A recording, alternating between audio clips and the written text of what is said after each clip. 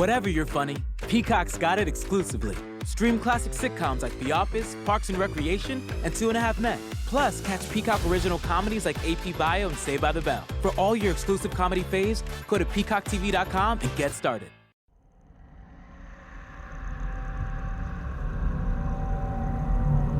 You're about to enter into a new world of knowledge, curiosities, and high strangeness.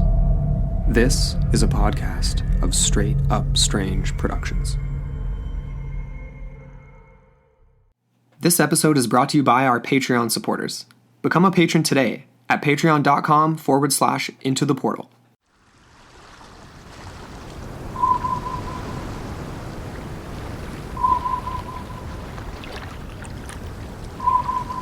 (1915) in the cold Atlantic waters off of Ireland. SMU-28 surfaced astern of the Iberian, like the dorsal fin of a predatory fish cutting through the waves. The command tower of the submarine, the black, white, and red pennant of the Kaiserliche Marine, fluttering damply atop it, rose from the choppy murk of the Atlantic Ocean. 9 miles due west of Fastnet Rock, on the extreme southwest coast of Ireland, and the Iberian was entirely alone in the Great Green Sea, save for the glistening hulk of the infamous German sea wolf on her tail. It was a beautiful summer's day at the end of July, and there was not a cloud in the eggshell blue sky above them, the sun pouring down onto the waves which merrily refracted the bright light. Were this any other day, the scene could have been beautiful. But this was 1915, and the world was at war. Already the prow of the submarine was seen seething with the bodies of sailors, rushing to man the gun deck and turning their sights onto the fleeing English steamer.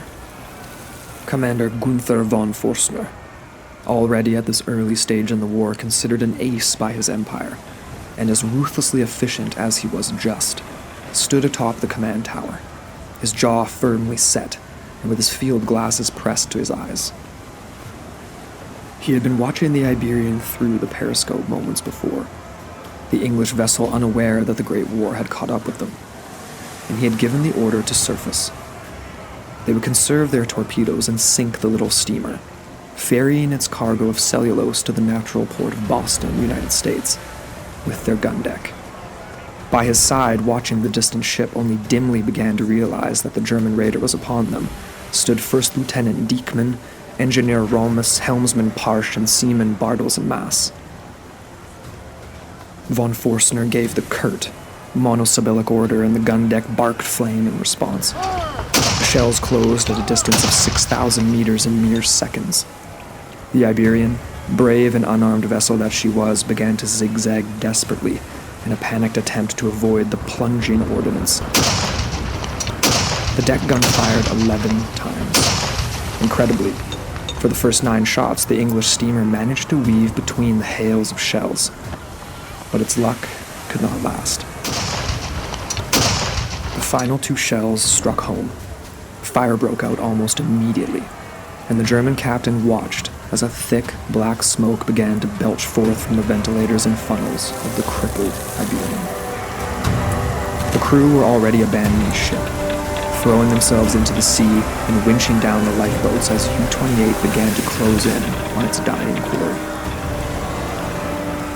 Von Forstner could see that 4 men lay dead, sprawled across the deck, and that between 70 and 80 men had managed to escape to the lifeboats. As the burning Iberian slunk lower into the water, the German U-boat captain ordered his submarine to advance on the survivors. The captain was ruthless in battle, but he was honorable in victory. He knew there would be wounded men who had escaped the sinking ship but would require immediate medical attention. And so before his submarine would submerge and stalk new shipping lanes, he would ensure the worst of the wounded English would receive bandages for their burns. The Iberian vanished swiftly into the churning waters in an onrushing cloud of steam, her bow, at last, despairingly disappearing, and nothing was left on the surface but debris and the floating forms of men. All of this is true, and all of this happened. But what happened next has been the source of debate for over 100 years. On that bright and sunny day in 1915, a leviathan from ancient fable and deep prehistory was launched into the air about 25 seconds after the bow of the sinking ship had vanished below the waves. What this creature was has been the subject of speculation for decades, and an epic addition to the canon of sea monster lore, which makes us wonder what might still exist in the depths of the Atlantic and beyond.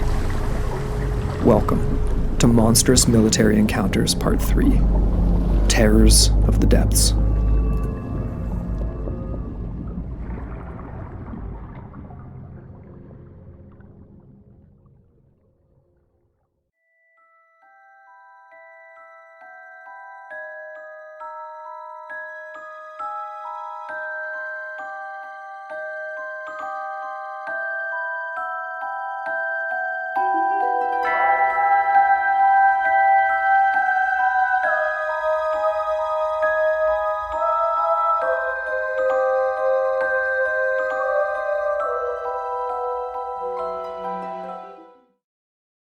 Hello, I'm Amber Ray, And I'm Andrew McKay. and welcome back into the portal, your gateway to the bizarre.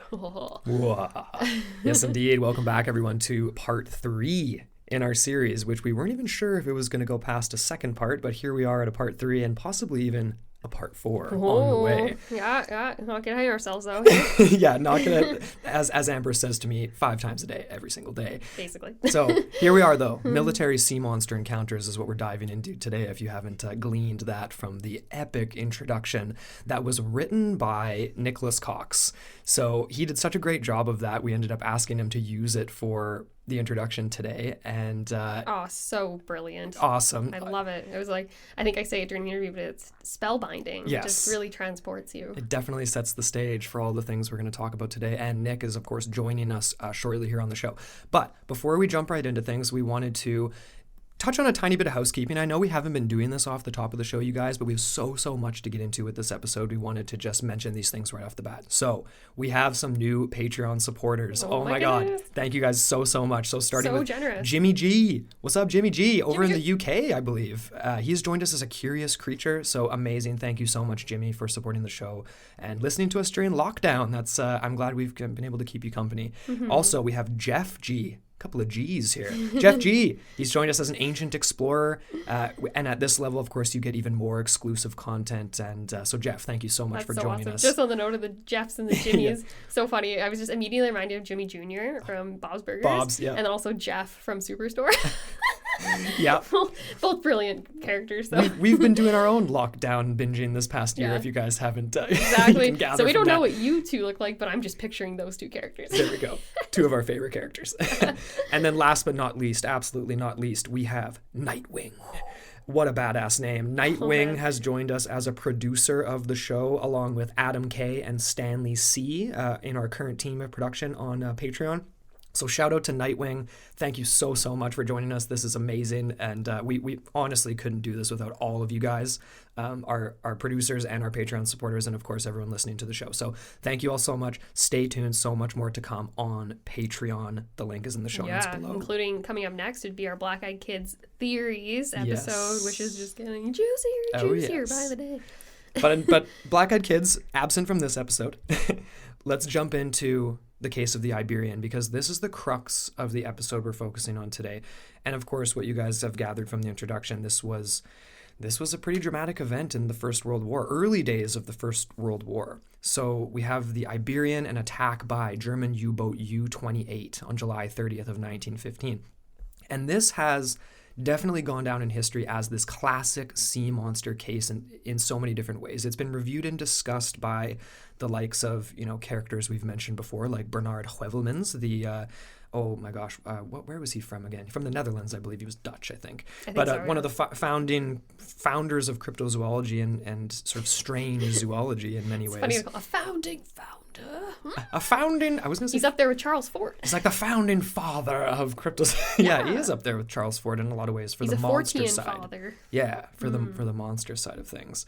So This is the environment we're going back to, the dark, cold Atlantic waters of the First World War. And I wanted to set the stage a little bit more for you guys for what this was actually like. So I pulled some information from the Canadian War Museum archives just to kind of paint a better picture of like why this happened, this situation of the Iberian, right? So in February 1915, we had German U-boats beginning to attack all merchant vessels in British waters. And most of the time, these U-boats allowed the crews of ships to actually disembark before their vessels were sunk. And interestingly, I found out that this was done usually by gunfire on the decks and not actually torpedoes, because obviously U-boats carried a limited number of torpedoes. And then they would often take prisoners of war as well, which is what we have in this first account. But this would change and get much more grim, which really began more or less on the 7th of May, 1915, when the now definitely famous civilian ocean liner that everyone out there is going to know, the Lusitania, was hit and sunk by a German U-boat,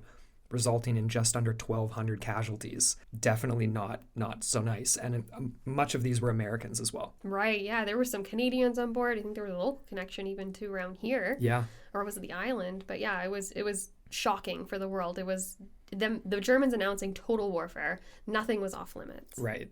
And this more or less was the formal entry of the United States, or one of the main reasons for them entering the war, obviously, which was like, definitely not what the Germans wanted. Maybe you shouldn't have sunk the Lusitania if you really wanted to do what was it? The Schlieffen Plan, the full sweep in the First World War. I think is what they were trying to do, and many other things. That was the first few months, at least.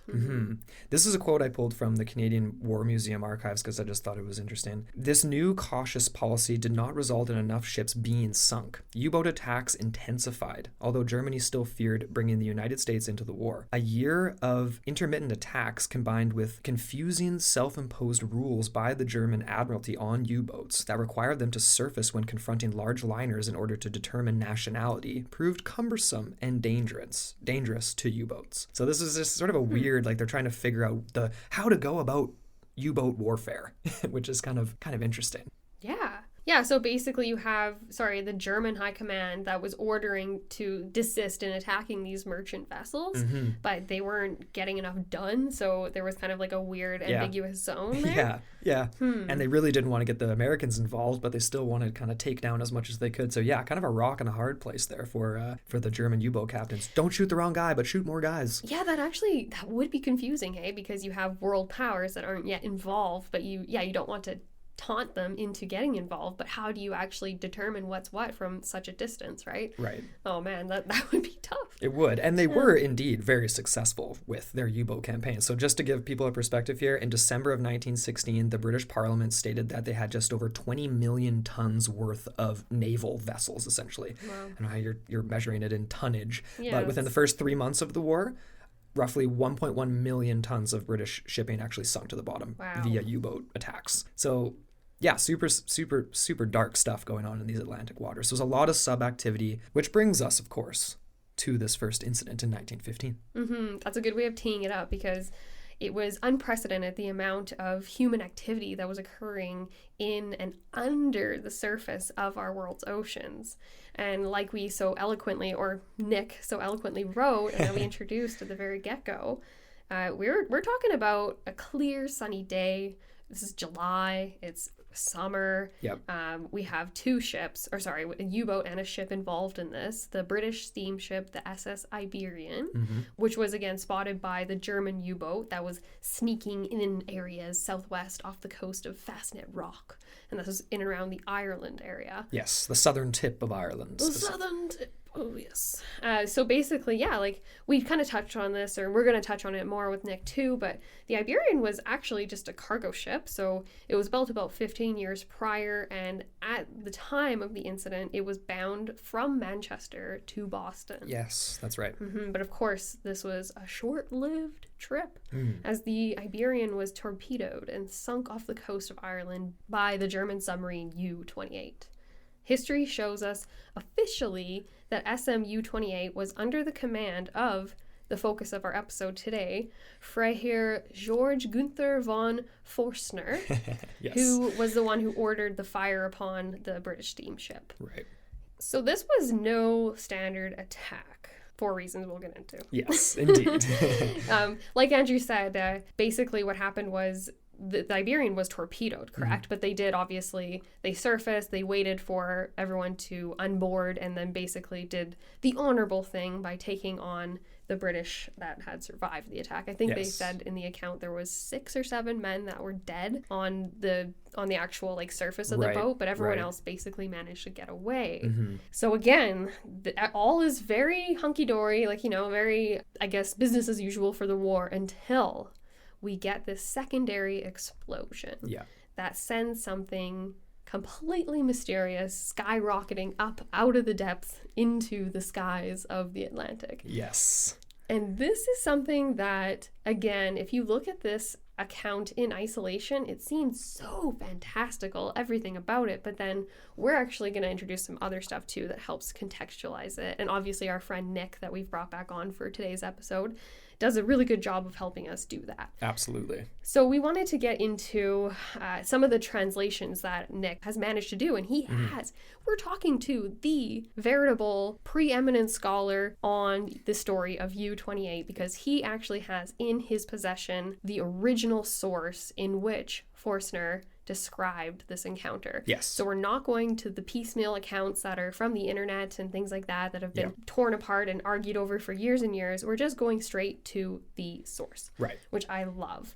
And let's talk a little bit about what von Forstner had to say about the explosion specifically. Absolutely. Yeah, no, and it's so cool that he was able to find that book in like a thrift shop in Bavaria or something, right? So what are the awesome. odds? I know. It's amazing. I mean, you have to be specifically of that mind to notice a book like that. It would probably be very unassuming. Yeah. You know, not look like much. And of course, it's got these epic sea monster accounts in it. So yeah, Nick has done an amazing job translating this. So we wanted to get specifically to a few of the quotes from the sea captain here. So this one is definitely a good one to start with. So here's what von Forstner had to say about the explosion specifically.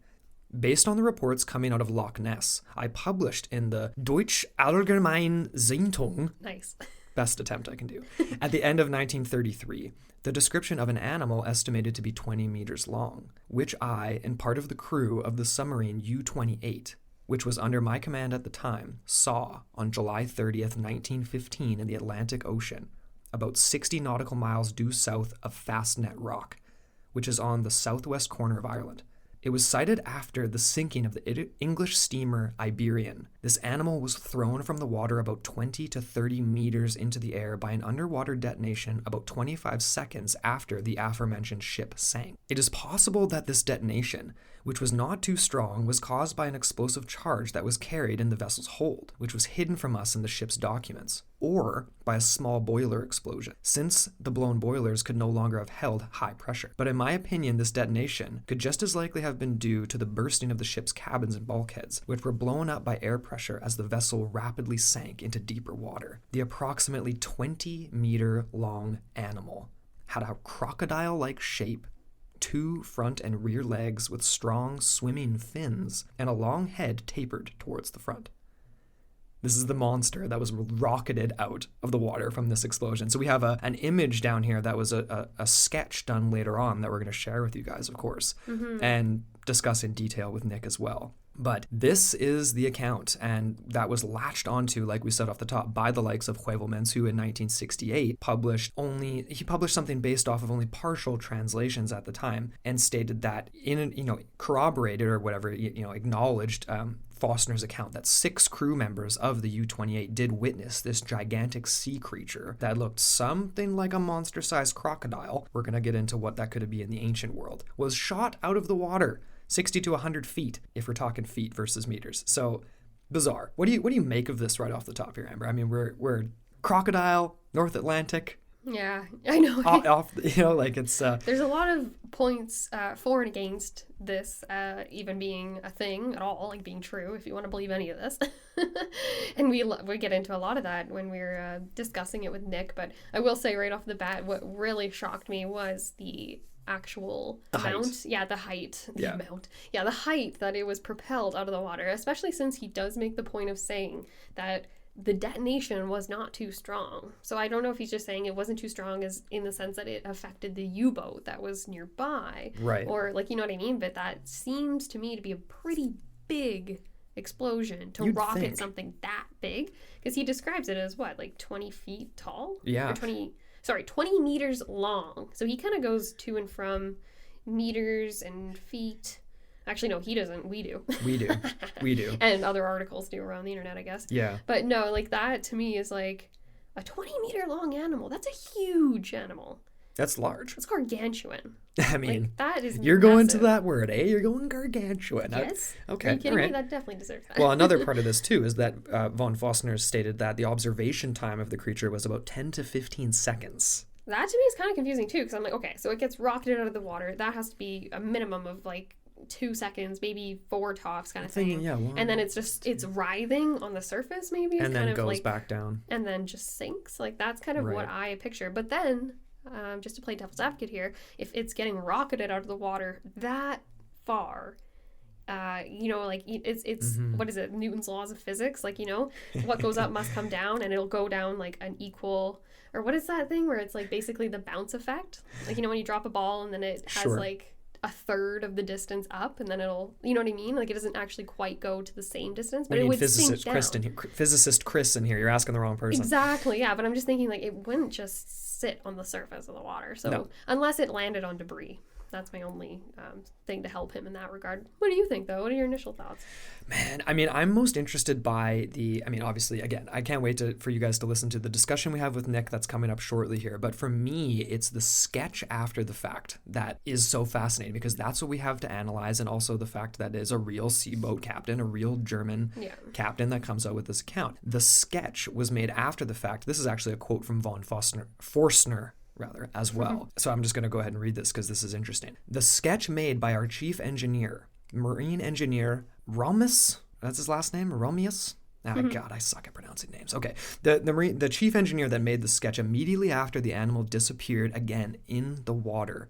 Observation time of the creature was about 10 to 15 seconds from 150 to 100 meters distance in bright sunshine with the help of strong field glasses. So they're looking through binoculars essentially to see this thing as well. And after exchanging our mutual observations, I reproduced in number 6 of that same magazine that I struggled to pronounce a second ago, published on February 10th, 1934, at the request of the editorial staff on this book. I agreed to a new drawing that was requested for publication reasons that, though it is a new illustration, nothing of the animal's body itself has been changed from the original sketch, which is essentially a crocodile being rocketed out of the water, which is what we're going to share with you guys. Yeah.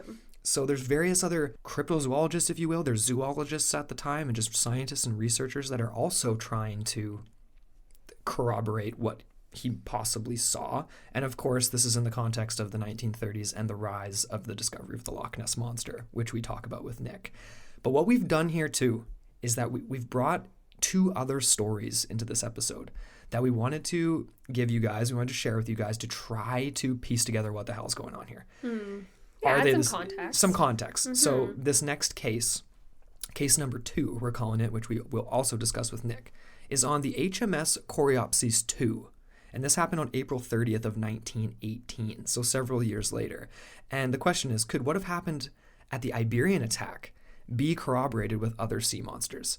It's a little bit different in this account, but equally as strange. So let's get into it. The HMS Coreopsis II, this is a sloop ship, so it's essentially built as a transport vessel, but with a few guns mounted on top. And it was built under the Emergency Royal Navy program a little later in the war. So she was a young ship. It wasn't like the Iberian, built a decade and a half earlier or anything like that. Built in the shipyards of the Barclay, Curl, and the Cleeside in the UK. That's, oh my gosh, these names, these European names for places. Which was launched in September of 1917. And it was employed as a decoy ship. I don't know how thrilled I would be to be a sailor on a ship known as a decoy ship. Yeah. Concealed, had concealed armaments on it. A decoy for what? Yeah, to look like it's not that threatening, obviously, but it's just like, yeah. you're asking for trouble, right? But this ship, like the Iberian, would run into some troubles off the coast of Ireland. So on the 30th of September 1918, the British vessel, the Coreopsis II, was operating off the coast and was, this type of ship that looked very much just like a transport vessel, but it had these equipped guns, like I said. So it was actually out there looking for German subs, while German subs were all too eager to attack it, not looking all that scary at the same time too, right? So this is how the tale goes. The British crew came across a German U-boat that was mysteriously floundering in the water. This is now the famous UB-85. And they described it as surfaced and struggling. That, in other words, it had been immobilized, but was still partially operational and was sort of limping on the surface, clearly having been attacked by something and left in distress. So the Coreopsis approaches the vessel, which clearly isn't any threat at this point, and the crew and the captain of this U-boat, the U-85, are already on deck, ready and eagerly accepting their defeat and to be taken aboard the Coreopsis as POWs, essentially. The UB-85 was under the command of this guy with an epic name. I don't even know if I'm going to attempt the first part, but Gunther Kretsch. That's just a villain's name if I ever heard one. I think his the first thing there was actually just a title. It's is it? Kapitan Lieutenant. Oh, Kapitan. Is that where that? Kapitan Lieutenant. Kapitan. It's like basically Captain Lieutenant. Okay, there you go. Captain. He's both. Germanicized.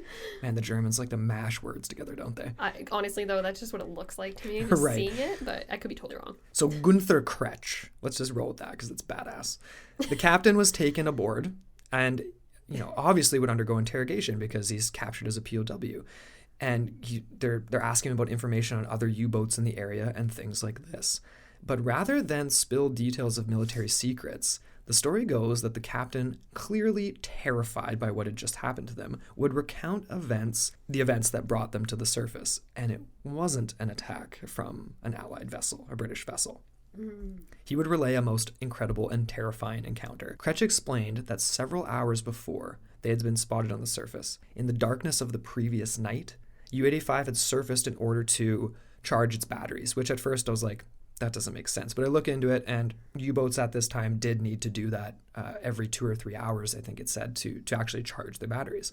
So it was a good evening to do this, and there was no immediate threats in the area, and it had been calm, quiet all evening. Of course, this would all change as a heavy impact was felt directly below the U-boat.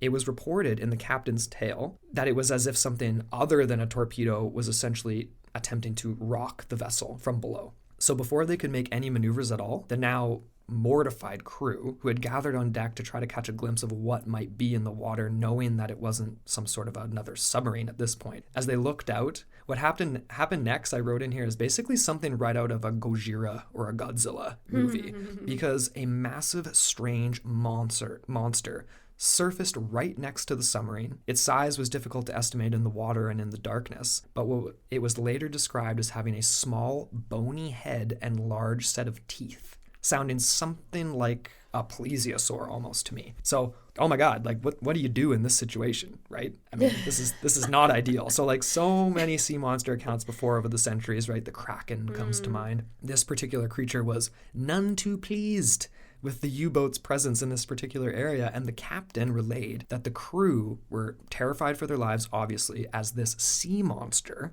as it was put, began to violently thrash at the submarine and lurched up onto the actual starboard bow of the U-boat. And Kretsch would go on to say, after a brief hesitation as this happened, the whole crew, their jaws drop, and they start opening fire. That's basically their only means of getting rid of this thing. And in the aftermath, after this creature slouches off back into the sea, they realize that they've sustained significant damage from this bizarre attack, enough that they can't actually dive anymore. So they are discovered by none other than the Coreopsis too. And the question we're left with at the end of all this is this just an internet tale? Is this just another yarn from the First World War? Because there's not a ton to go off of, and we're going to talk about that with Nick. But of course we know that the Iberian wasn't, in the sense that we did have a real U-boat captain relay in the story. Very, very strange, to say the least. Very spooky. Yeah, that's definitely like poop your pants territory.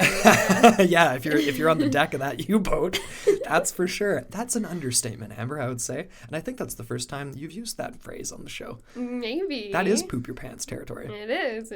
I would be doing that. Case number 3 is also yes, so we have not 1, not 2, but 3 of these amazing stories. And this one actually brings us a little bit further up in the timeline. So we're going back to World War II as opposed to World War I, and as the first 2 accounts were. And this is another attack, this time, however, not in the North Atlantic waters, but in the Pacific. So what we have here is a different story in a different ocean, but it still ultimately leads us to ask the same question. Is there some kind of population of undiscovered monsters lurking in the depths of our world's oceans? Yes. So, of course, this account has even less to go off of than the first two, especially the second one that we just relayed. But we wanted to bring this up because there are a lot of similarities in this report. And the story goes that the crew aboard one Japanese scout ship, unnamed, in an undisclosed location in the Pacific, were traveling along in what was called a routine mission. They were traveling during the night when, seemingly out of nowhere, the ship was struck by something they could not explain. One crewman described it how a surge of water erupted off the side of the ship, as if something was surfacing quickly from the depths. Then there was an impact that struck them violently. Something had rammed the front of the hull. The crew rushed over to catch a glimpse of what this might be, and as they peered over the side, they saw what appeared to be a large gray mass in the water. It was described as over 50 feet long, with leathery skin, a dorsal fin, and what was described as the head of an alligator. Interesting. Something also described was a white underbelly. Must have flipped over in the water. They got a sight of the underbelly there. That's interesting, especially during the night. Yeah. So the account goes on to say that the creature rammed the vessel repeatedly, circling back only to ram it again and again. After multiple impacts, the ship began to shift over to one side and sort of sloop into the water, and the crew was panicked in the dark. They had nothing else to do but open fire. It did seem to work, unlike with our Giants of Guadalcanal episode. Yes. And whatever it was that had attacked them sunk back into the depths of the water. However, much like the case of the U-85 sea monster, there was so much damage to their ship that they were forced to abandon it and go back. Yeah. So that's the 3 cases we have for you guys today. So we've got the head of a crocodile once again. Yeah, so that's interesting. Different ocean, but again, there are some similarities in the accounts, and we're talking wartime again, and it's fun going back to the Japanese and the Pacific just to kind of pay homage to our last episode we did. Yes, indeed. But this is what we're dealing with. So we have an amazing discussion we're going to get into with our friend Nick. And yeah, we'll dive into some of our own thoughts and theories afterward as well. Hey, Andrew? Definitely. I think, honestly, that's a perfect segue. Let's jump right into our conversation with Nick. Let's do it. All right. Well, joining us again on the show this week is none other than Nikolaus Cox. Thank you so much for coming back on, buddy. Thank you. It is great to be back, guys. Once again, and hopefully I'll be here many more times, but it is great to be invited back for round 2. Oh, absolutely. You definitely are going to be coming back more than twice for sure. Exactly. And I love that we're transitioning from the jungles to the oceans this week, and looking at very, very different creatures than we were discussing with you in the last episode. So we wanted to honestly just pass this over to you right away because you've done this awesome translation of the account of the Iberian and the attack from U-28, the Captain von Fostner. And there's so much we want to get into with this, but I'm just going to pass it off to you right away because we've introed the story to our listeners, but I just wanted to get your thoughts initially when you started to look into this. Like, what was your initial interest with this? I know you're into Second World War, but just talk about the Iberian a little bit. So I was first introduced to this story in a graphic novel series called Carthago. And if anyone likes cryptozoology, they should read Carthago. It's a really great graphic novel series that deals with what I realized they sort of take historical cryptid accounts and then work them into fictional narratives. And there is about a 2-page spread in one of their stories that without any text just features a German U-boat in the First World War firing and sinking another vessel. And in the explosion of the ship being hit, a huge marine reptile, they draw a pliosaur, which is a species of prehistoric reptile from the Cretaceous period, being launched into the air. And that was it. That's really all that happens in this scene.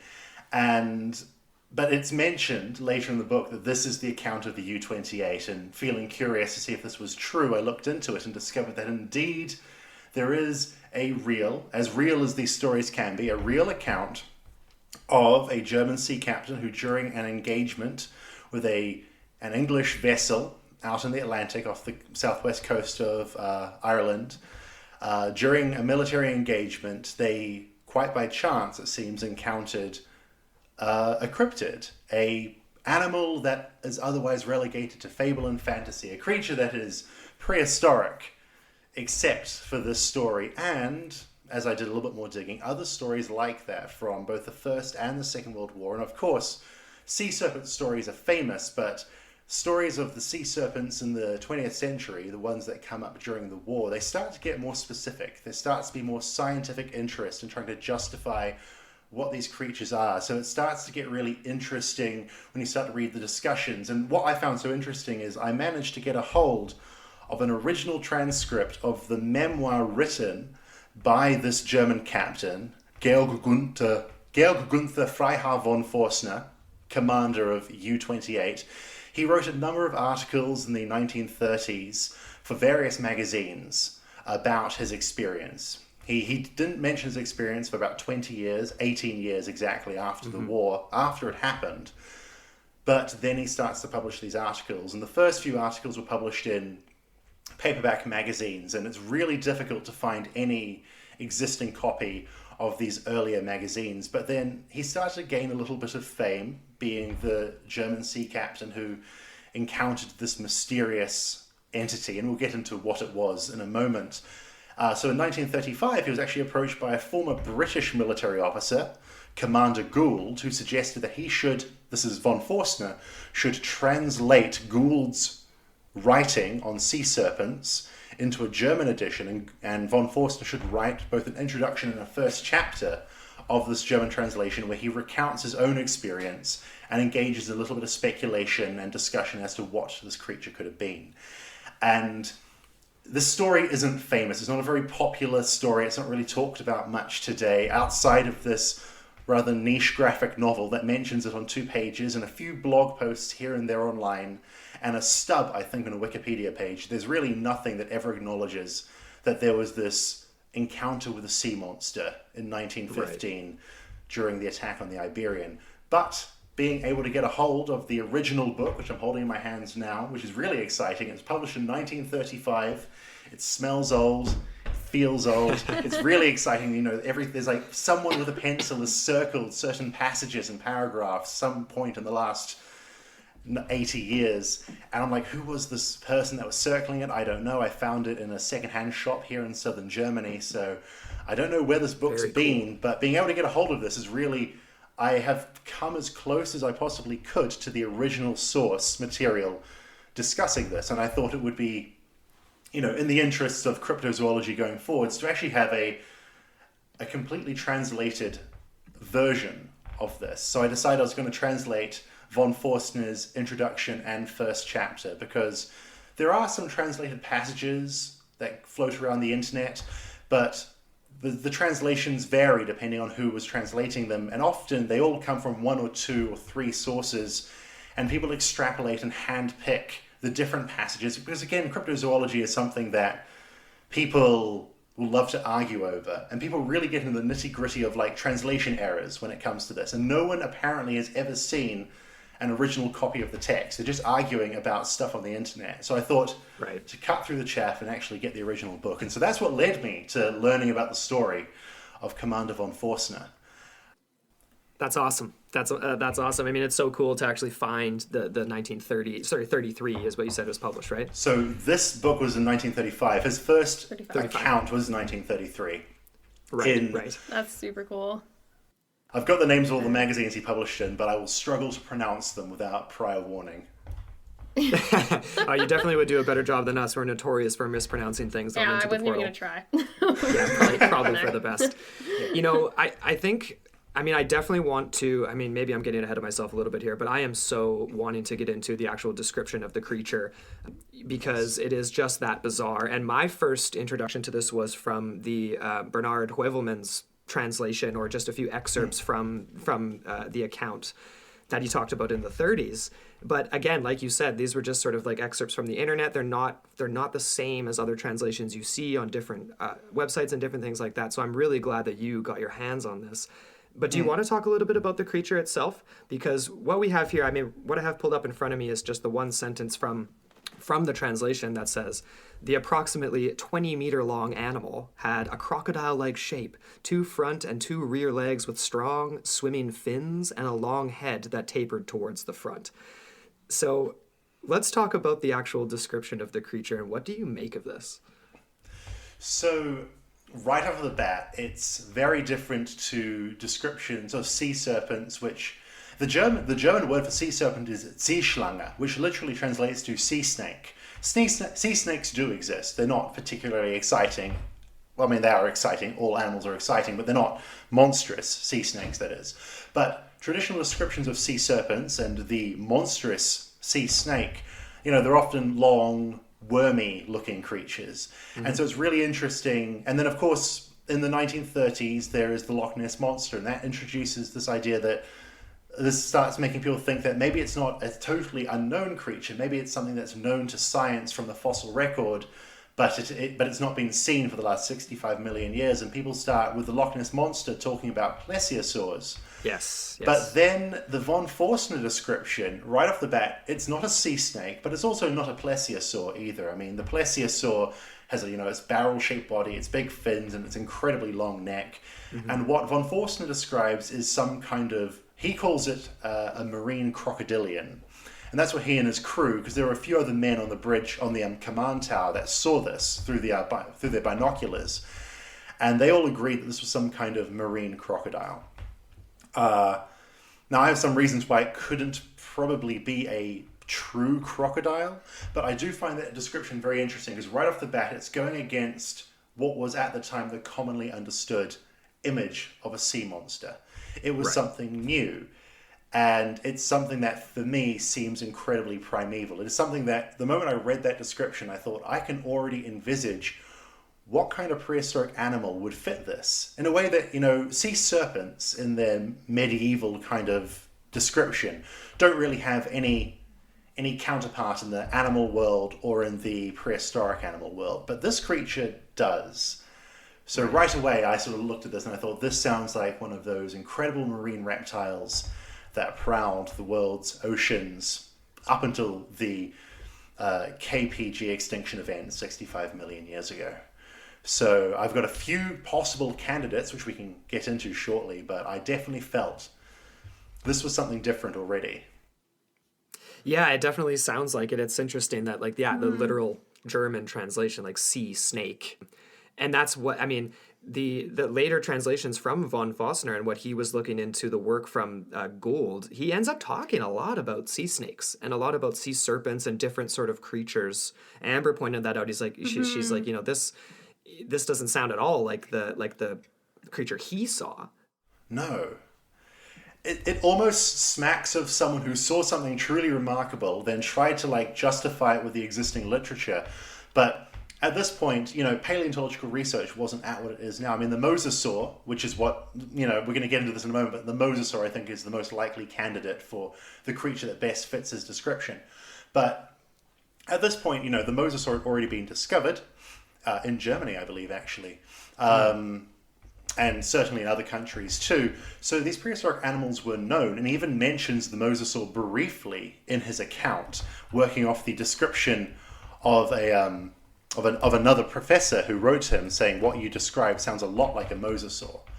But it's almost like he wants to try and find a way to justify what he saw at a time when the literature didn't exist to make him conclusively say it was what we could probably think it is now, with the benefit of modern science and paleontology to back us up. So he was kind of forced into a corner to say, well, my thing sounds a lot like, I guess, sea serpents, even though it's something I'd say more exciting. I definitely think it's more exciting. And the question is, if you are leaning in that direction, it's sort of like, why was it there? How did it get there? And what exactly are we trying to pinpoint here, mosasaur or something similar? If you want to believe any of this at all. If you want to believe any of this at all, and we'll get into that as well. We will. So I feel like that's a perfect translation to this one excerpt I pulled here from what you sent us, which is great. This was a quote from von Forstner, and I had to include this because essentially reminded me of the plot of the film The Meg with the Megalodon, and this theory that's been put out for Mariana's Trench of almost like a separate biosphere beneath at the very bottom. But this is a quote from von Fossner. He says, Professor Pappenheim from the Berlin Natural History Museum explained that the tag number 1 supplement from March 8th, 1934, that the Chechberg specimen was probably a pilgrim shark, which could reach a length of 15 meters. And this is what he said, that this Professor Pappenheim said verbatim. It cannot be dismissed out of hand that undersea tremors have brought completely unknown species of gigantic sea creatures to the surface of the Atlantic Ocean. Which I thought was fascinating because he made reference in the translation as well, there was no evidence of recent activity such as this. But that sort of reminded me of the movie The Meg. I just thought I had to include that. It is a very interesting suggestion. He really sort of leans into the idea that undersea tremors, or potentially the effects of the Great War at sea itself, with undersea detonations of explosions and sinking ships, is what has caused these previously unaccounted for marine creatures to surface. However, if this is a marine crocodile, it cannot exist without having to breathe oxygen. So it would have to be a surface-based animal. If it is something completely different, some kind of creature that resembled a crocodile, but it is something that lives in a completely sort of oxygen-free state deep below the water, then this is like a really interesting suggestion he makes. And it is very much like the film The Meg, which I do love. Oh, it's we've watched it a couple of times and it's so ridiculous. We covered it on the show, but it's such a fun. The concept and the premise is so fun because obviously the oceans are so vast, so still unsurveyed that who knows what could be. Who knows? And then also the fact that this was World War I. This was the first time that submarine technology had been employed in the oceans. Correct? So exactly. You would think maybe perhaps I was trying to think because you had a question about why. Why would a sea creature like this be so close to another vessel, right? Such as the case that we're talking about right now.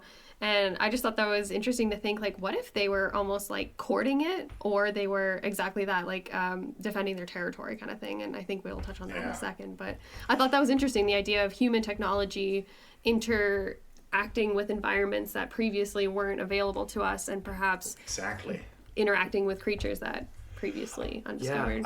It's important to sort of, when you think about it in a way, humans have encountered sea serpents for millennia, but we'd never encountered them below the surface of the water. But that's not to say they're not down there, because people on sailing ships, and von Forsten addressed this too, people on sailing ships were seeing monstrous sea creatures with significant frequency. And then he is commanding, he was actually the first person to ever he commanded the first ever submarine in the German Imperial Navy as well, U-1, which was outdated by the time the First World War came around. But he was kind of this pioneer of undersea exploration. So he was really breaking into new territory that had never been explored in the history of humanity beforehand. So he was really going into areas where, when you think about sort of people going into jungles and finding new species of animal because humans have never been there before. I mean, humans have sailed back and forth across the surface of the ocean for thousands of years, but never gone underneath it until the early 1900s. So suddenly, this was this whole new territory being opened up to them. And just an interesting thing that I'm reading here in the von Forstner thing, which I think ties into what we were just saying before about sea snakes, which I just think it's important to acknowledge, because Wilhelm Bölscher, who had wrote to von Forstner, wrote this. He said, "The new portrayals of the big sea snake actually give it 4 swimming paddles, something that is by no means snake-like. Rather, they resemble the swimming mosasaurs of the primeval Cretaceous seas, which, with their often colossal, large, and snake-like elongation, always had such paddled feet. Since there could be such beings drifting below, of course it has been left up entirely to real long-term observation, but Herr von Forsten's report would, for the time being, support this description." And I think that's an interesting observation, that the submarines are introduced, and suddenly this new class of sea creature, of sea monster, begins to be encountered. Almost as if the sea serpents was something different, but now that submarines are going into regions where humans have never been before, they're now encountering all new species, of which this mosasaur-like entity is one of them. So I think that could be possibly a part of it. Yeah, no, I think that kind of It's makes just sense. like a genesis, yeah, an evolution of the folklore or of the actual knowledge, I guess, or experiences or encounters. Yeah. That's Do you want to speculate a little bit? If we're gonna go back to just the idea of a mosasaur, because I really wanted to talk about that and just about the sighting in general. So six crew members allegedly saw this happen. Yes. From the translation, when he came out with his account in the 30s, many of these guys were already not around anymore, as far as I understand. Is that There was correct? only one man left alive from the original. is it the chef? Yeah, the chef. Chef or the cook? Robert Mars, the chef. That almost sounds like the plot of a movie too, hey? Like the do chef, love it, the chef on board with his hat or whatever is like the last person alive to have seen this crocodilian mosasaur-like monster. I love that. That's prime. We should write a screenplay about this, I feel like. I think so, yeah. All the officers died, but the chef survives, and he's the one that carries this tale. He and von Forstner, both of them. I mean, seems like they stayed friends up until the 30s, too. They were hanging out only a few years before he wrote this account as well, so it's like they kept in touch. Right. And to go to this whole back to the mosasaur thing, like Amber, tossed out this question of like, why would it have been there? And I tried to look into some ideas of like the behavioral patterns, the hunting patterns, like those types of things. Obviously, it's really tough because it's all speculation. Like I think 1764 was the first mosasaur discovered in the Netherlands, and then some in Germany and the rest of Europe, and then over in North America, but just fragments and just piecing it together, like most paleontology, right? But obviously, these were aggressive marine reptiles, like huge teeth, like they would have been when hunters. But would it have been following beneath the ship out of curiosity, or would it have been, thinking that it was another animal, like you said in your work, that the submarines, it was like the first time they were beneath, the first time humans were going and exploring really the oceans in these giant tin cans that were essentially in and of themselves like sea monsters. I mean, they resemble them in a lot of ways, really. For the humans of the land, submarines were sea monsters. They were something completely unknowable and incredibly scary. Now, I can't comment on the behavior of a mosasaur. It could have thought the Iberian was a mate or it was an enemy. But I have to sort of remember that whales are hit by ships. Not all the time, but fairly frequently. And whales are not actively swimming up to ships on the assumption that these ships are their mates. They just happen to be in the wrong place at the wrong time, because boats move faster than any living sea creature has evolved to be used to. Yeah. So this is the issue. I mean, that's why so many things are going extinct now. Humans are sort of exponentially, we're not evolving, but we're evolving the environment around us at an exponential rate that other species can't keep up with. So modern ships move so quickly that a whale doesn't have it within its cognitive abilities to often react in a manner that you would think would be sensible if you saw a gigantic ship bearing down on you. So whales get hit by boats. Not all the time, but it does happen. So it is entirely possible that this mosasaur, this U-28 creature, which I'll refer to it until we confidently know what species it was, but the U-28 creature could have just been in the area. It could have been, it could have just been passing by this ship, or else it could have been curious. It could have been both threatened or completely oblivious. There's no real way we can tell.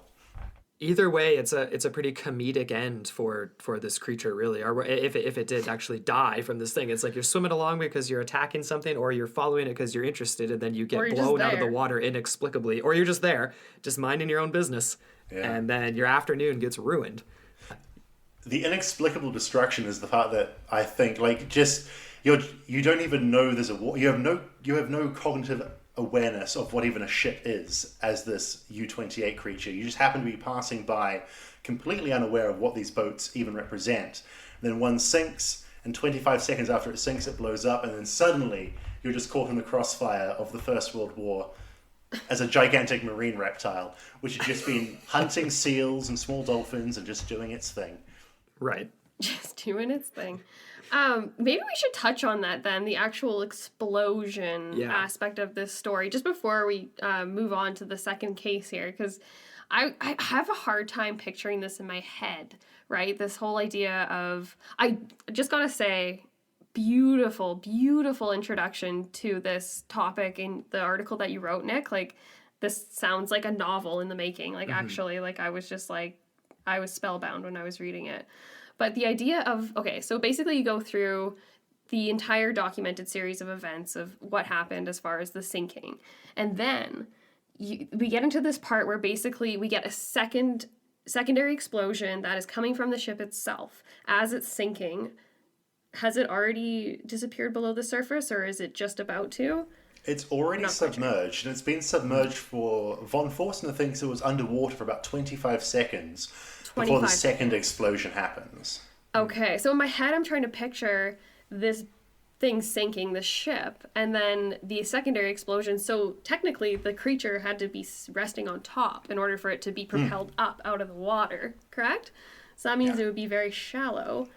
I'm picturing in my head, if you were this creature and you were in this situation and you see this completely foreign entity that is obviously in distress and obviously there's a lot of violence going on around it, wouldn't you be getting the hell out of there as soon as you possibly could and not hanging around to see it sink for 30 seconds? I know 30 seconds isn't a lot of time, or 25 seconds. Because the impact would have caught, there would have been noise from the impact. And you would think everything would go scurrying away, like, no matter how big you are. Like, I don't know. I've read this thing that boat engine noises will often confuse whales because the whales, their echolocation is disoriented by the sounds traveling of engines moving underwater of boats. Right. So possibly it could have even been drawn to the sounds of the explosions and the men splashing in the water out of curiosity, or else completely confused and panicked by these unfamiliar sounds, it swam towards the nexus of the fight rather than away from it. Right. Just yes, out of sheer disorientation, hey? Exactly. Yeah. That's interesting, because I just want to touch on that too, just so we can get that, because I'm visualizing it in my head how it all went down. And because again, talk about wrong place, wrong time. Because it's one thing to be there when it's hit with a torpedo and starts to sink. It's a whole other thing to be in the exact vicinity where that second explosion is going to launch it into the air. Without knowing what the heck is going on. I was just going to say, I think that's a good reason why we don't always encounter mosasaurs every time there's a sea battle, because the chances of these specific circumstances occurring are monumentally small, but also if there are giant marine creatures we know nothing about in the world's oceans, chances are that very occasionally they will have to intersect with human behavior, although it would be an incredibly rare occurrence. So that's the point too, because when you take this story in isolation, it seems so fantastical for any of this to have happened. But then once you start contextualizing with some of the other cases that we have here, it becomes a little bit more plausible in the sense that, this is definitely a rare occurrence, like you said, but these things are out there, and like the more you dig into it, the more stories, and whether or not these are like you could say they're old tavern tales from drunken sailors that just want to elaborate on whatever, but I think there's something a little bit more to it. Should we go on to the next case we have? We can go on to the next case and then come back to maybe speculate on von Forstner and the believability, unless we wanted to do that now. I mean, there is some more things I wanted to touch on with his translation, or your translation of his work in particular. Let's stick with the Iberian for a second then before we head out to move on. Yeah. Because I think the one thing I wanted to point out is okay, the next case we're going to get into in a second is the exact opposite of the first one that we're getting into in terms of who attacked who and who said what potentially. But what we have with the Iberian and with von Forstner's account is obviously he is a legitimate sea captain. He was a German soldier, right? Like a naval officer. Like we actually have something to pinpoint. He's a real person. He's a real person, where these other cases we don't necessarily have that to latch on to. And then also there's the fact that we've talked about sea snakes already, very briefly, and how sea serpents, sea snakes, this is the most ubiquitous sighting from in the oceans of sea monsters, I'm air quoting here. So do you think that it was maybe just for fun, if this is a fake, that they came up with a different version? Or does it seem more believable to you that they're describing a creature that is not a sea serpent because that was the typical thing? Like if you're going to encounter a sea monster, everyone's encountering sea serpents. That would be easy to say. That if they were just trying to it's a really interesting question, because do we believe von Forstner or not, and we will get into that in a moment. But he talks so extensively about sea serpents, yet his creature was so unlike a sea serpent. You think if he was making this up, why did he see something that wasn't a sea serpent? If he wanted it to be different, if he wanted it to be more crocodilian, then he should have written more about that. But in his discussion of what he saw, he's trying to reconcile what he saw with the existing mythology and lore of sea serpents. So it's kind of like he should have done one or the other, but the fact he tries to do both almost makes it seem like he saw something unbelievable and tried to compare it to existing narratives, but it didn't quite fit because a sea serpent is not what he saw, but he did see something, if he saw something, which we will get to. Oh, there was a quote that he referenced here. So this was after he had published the initial articles in those softcover magazines, and then he had been reached out to by a Reichsmarine member by the name of Loish, if I'm pronouncing that right. And he confirmed that he had his own account of an animal that was the same shape and size. And he went on to, again, describe it as a sea snake. Oh my god, I keep doing that. Snake, that she's been doing that all day. Sea snake. And that he had seen this was in the PM. This was like 10 o'clock PM.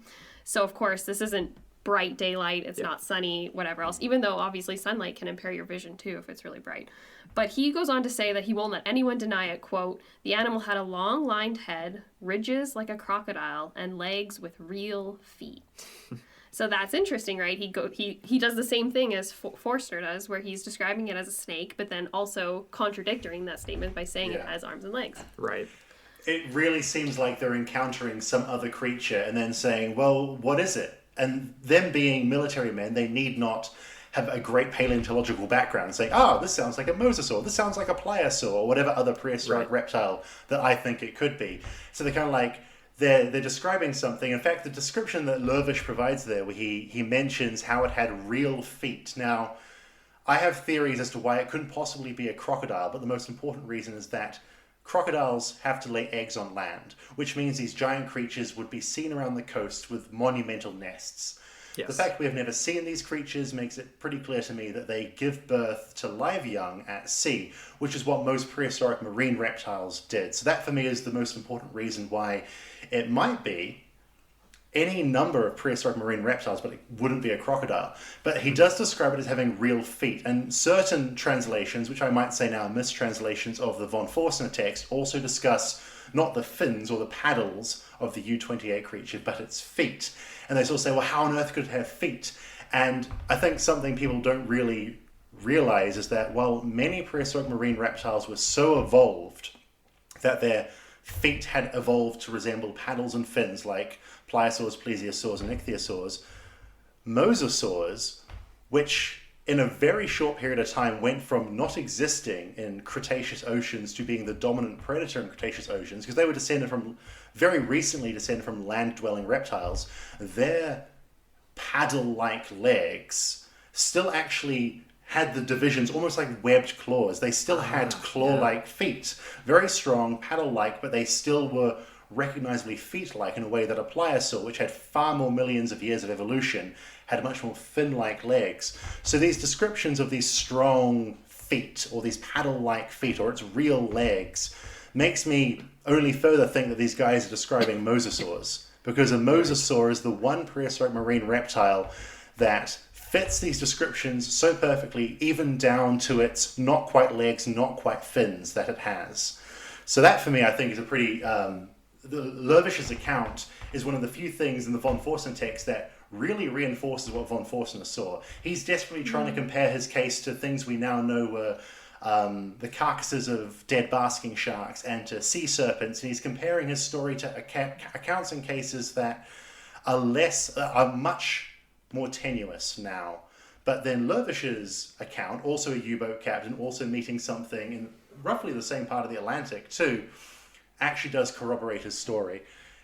But as you say, Amber, he does talk about it being a sea snake because they can't quite recognize it as anything else, because they are men of the sea, but they are not naturalists. So they know sea serpent stories, but they don't necessarily know the most up-to-date paleontological research as was being done in the 1930s. Right. Which is obviously to be expected, and it's which is I guess why cryptozoology really kind of like took off in the 1930s with the Loch Ness Monster. We haven't even touched on that yet, but this publication sort of came out almost as a result of the discovery, if you will, of the Loch Ness Monster. I don't know if you wanted to touch on that at all, Nick. Use that as a way to possibly segue into discussions of the reasons why von Forstner could have made it up. Would you like to do that, or do you want to talk about the U-85 first? We can. Do you want to jump into U-85? Let's jump into U-85, and then we can come back to speculate a little bit on the first account, because obviously with this second one, with the HMS, and I think I'm pronouncing this wrong, but the HMS Coreopsis, something along those lines. Yeah. Something like Coreopsis. that. Coreopsis. Something like that. Greek word, I'm assuming. Yes, I think Coreopsis is correct. Important to state, it is Coreopsis 2. Coreopsis 1 was a very different ship. Right. And so it's Coreopsis 2. This was a sloop ship, as they're called. It is essentially, like, from what I understand, it's almost like a 50-50 halfway between a cargo ship and an armed battleship. Yeah, they're called drifters. They're basically regular vessels that have had a couple of guns bolted to them, and they're used for sort of semi-military purposes, but they're not battleships. They wouldn't do very well if they were engaged in an actual firefight with a U-boat. Right. So we've introed this story to the listeners already, so I'll pass it off to you, Nick, because obviously what we're dealing with here is the exact opposite, if you will, to the first account.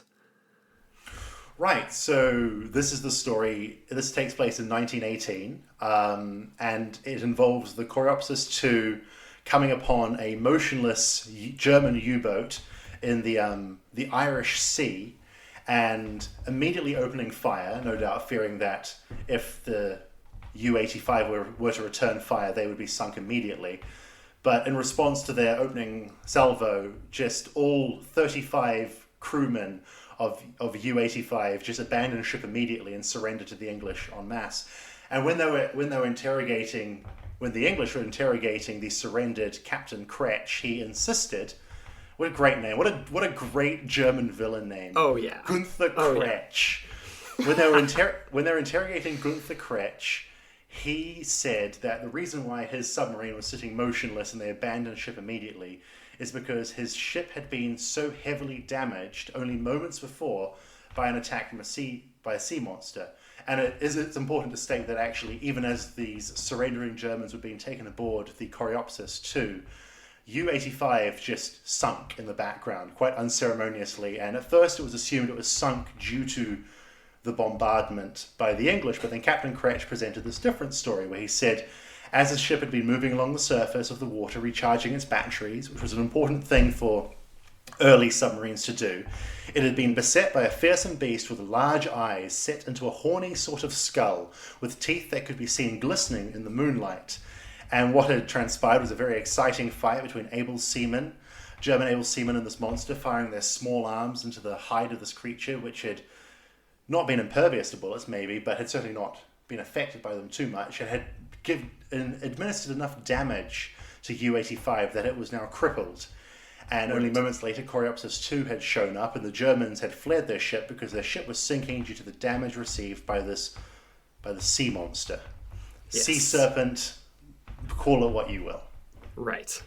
So, of course, now we have a second creature that is described as is very different from the Iberian, but still we're in roughly the same waters, so to speak. I mean, we're off the coast there of the UK, and it's interesting because this guy, I mean, you had some really some funny and interesting things to point out about this guy and how he may have actually made it all up in a very different way than von Forstner in the first one. But Amber, did you anything you wanted to mention before we maybe get into breaking down this? No, that's exactly what I want to get into. Is breaking this down because I personally think this guy's full of shit. Yes. So, I honestly think, what was it, Dr. McCartney? Yeah, Dr. McCartney had some interesting statements to say too that kind of shed some light, I would say, on how all this went down, because obviously very, very strange, right, to come across a submarine that's just basically like just a sitting duck. Like, you wouldn't really come across that. So clearly something had to be wrong. But was it a sea serpent, or was it really someone's... a sea serpent? Or what? I just love this part. So let's get into this. So basically, the flip side of the story is there is nothing fantastical. There is no sea serpent at all. What there is a U-boat captain that wants to be very comfortable while he's sleeping. So he decides to install, what was it, a heater? a heater that actually made the bulkheads inoperable. So the watertight bulkheads are now inoperable. He had a heater installed in the officers' quarters, which had to have a cable run into the adjoining compartment over the bulkheads, which means you couldn't actually create a seal of the bulkheads anymore. And this is what he did. And also, they've actually found U-85. That's why it became kind of big news in 2016, because they found U-85 on the sea floor when they were laying cables between Scotland and England and Wales.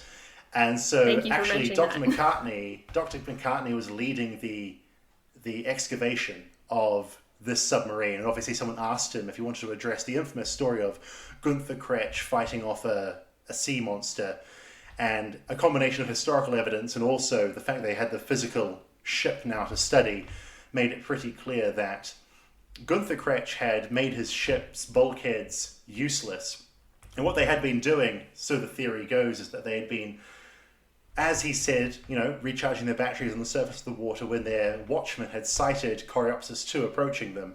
And so they had attempted to do an emergency crash dive and just plunged below the water immediately and didn't have time to close the hatch on the conning tower, which means water started pouring in. And normally that could be okay because you could just close the bulkheads, contain it in one part of the ship and then pump it out. But because of his desire to be cozy at night, he had cables going over all the bulkheads, which means the doors couldn't be closed, which means water was now flooding the entire ship. And I was recently watching a documentary in which a submarine captain was saying the moment water gets into the ship, if it gathers at one end of the ship, all the other liquid in that ship will gather at that end, making it top heavy, and then it'll just plunge headfirst into the seafloor and everyone will die. So the only thing they could do was just expel all their compressed air, launch themselves to the surface, and then immediately abandon ship. Even if there was a British Coreopsis 2 nearby, even if that ship was firing at them, which Coreopsis 2 did fire an opening salvo at the ship, it didn't matter because if they stayed on board that submarine, all the Germans would drown. So it's pretty likely that's what Kretsch did. And von Forstner mentions an account where he says, he mentions something in his account where he says lots of sea captains have seen sea creatures that defy our understanding of the natural world, but they don't come forward with these stories because they don't want to be considered mad. But it seems Kretsch preferred being considered mad over being revealed to be a completely incompetent captain who had lost one of the Kaiser's submarines because he liked being cozy. So he's like, I'll actually rather be crazy and be the guy that fought a sea monster than the guy that put a heater in his office. Yeah, like what's the worst out of the two? And that actually is an interesting segue perhaps into talking about what could be alternative reasons for telling these stories, like beyond the idea of them actually believing the stories themselves. Like this is a perfect example to me. It's like, yeah, would you rather be incompetent or would you rather have had an epic battle with a sea monster? and to that note, like, I wish I could be a fly on the wall for all these conversations, but Kretsch is there just pouring his heart out about this account. Did anyone else back him up, I wonder? You know what I mean? Like, the thing I read is that apparently it was corroborated by members of the crew, but maybe if your captain says one thing, maybe it's better for all of them to actually imply their ship was lost in a battle with a gargantuan sea creature. It wasn't lost because they were incompetent and they panicked. And the thing is, like, a drifter is not a battleship. So when the Coreopsis 2 shows up, it's not a very scary ship. It's not something. So maybe there's an element of pride there. It's like we don't want to have been we don't want to be the crew that lost their submarine because we panicked at the sight of a little sloop, and then flooded our ship. So we'll much rather be the crew that fought off a sea serpent. But I think what happened is that Kretsch gave his account first because they interrogated the captain first, and then maybe the rest of the crew heard the interrogation and were like, okay, right, this is what we're going to say happened, actually.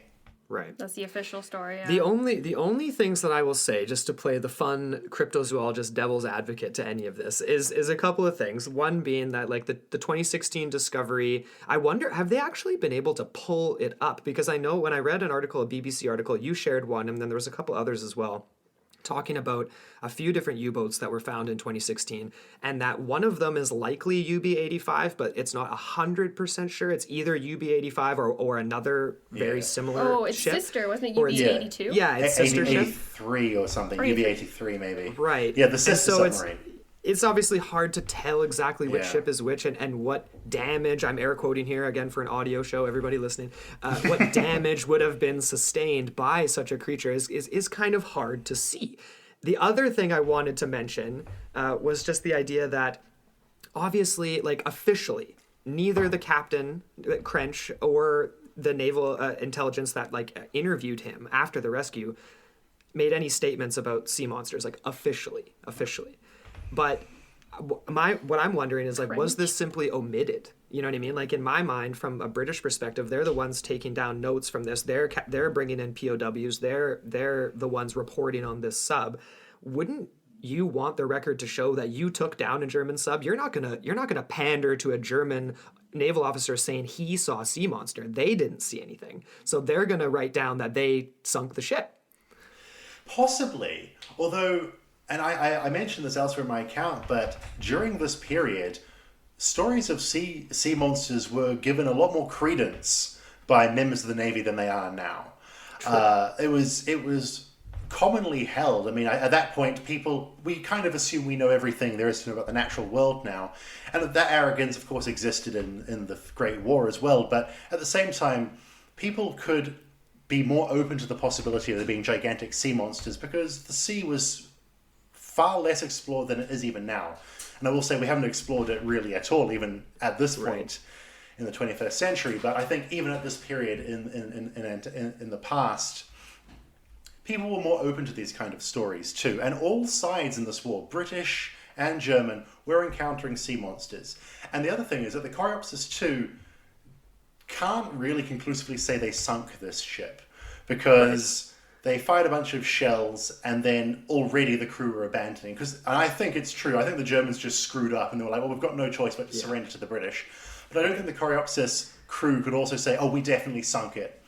Because it didn't, even to them, they had to admit it didn't really look like we did the damage to this ship that it was suffering from.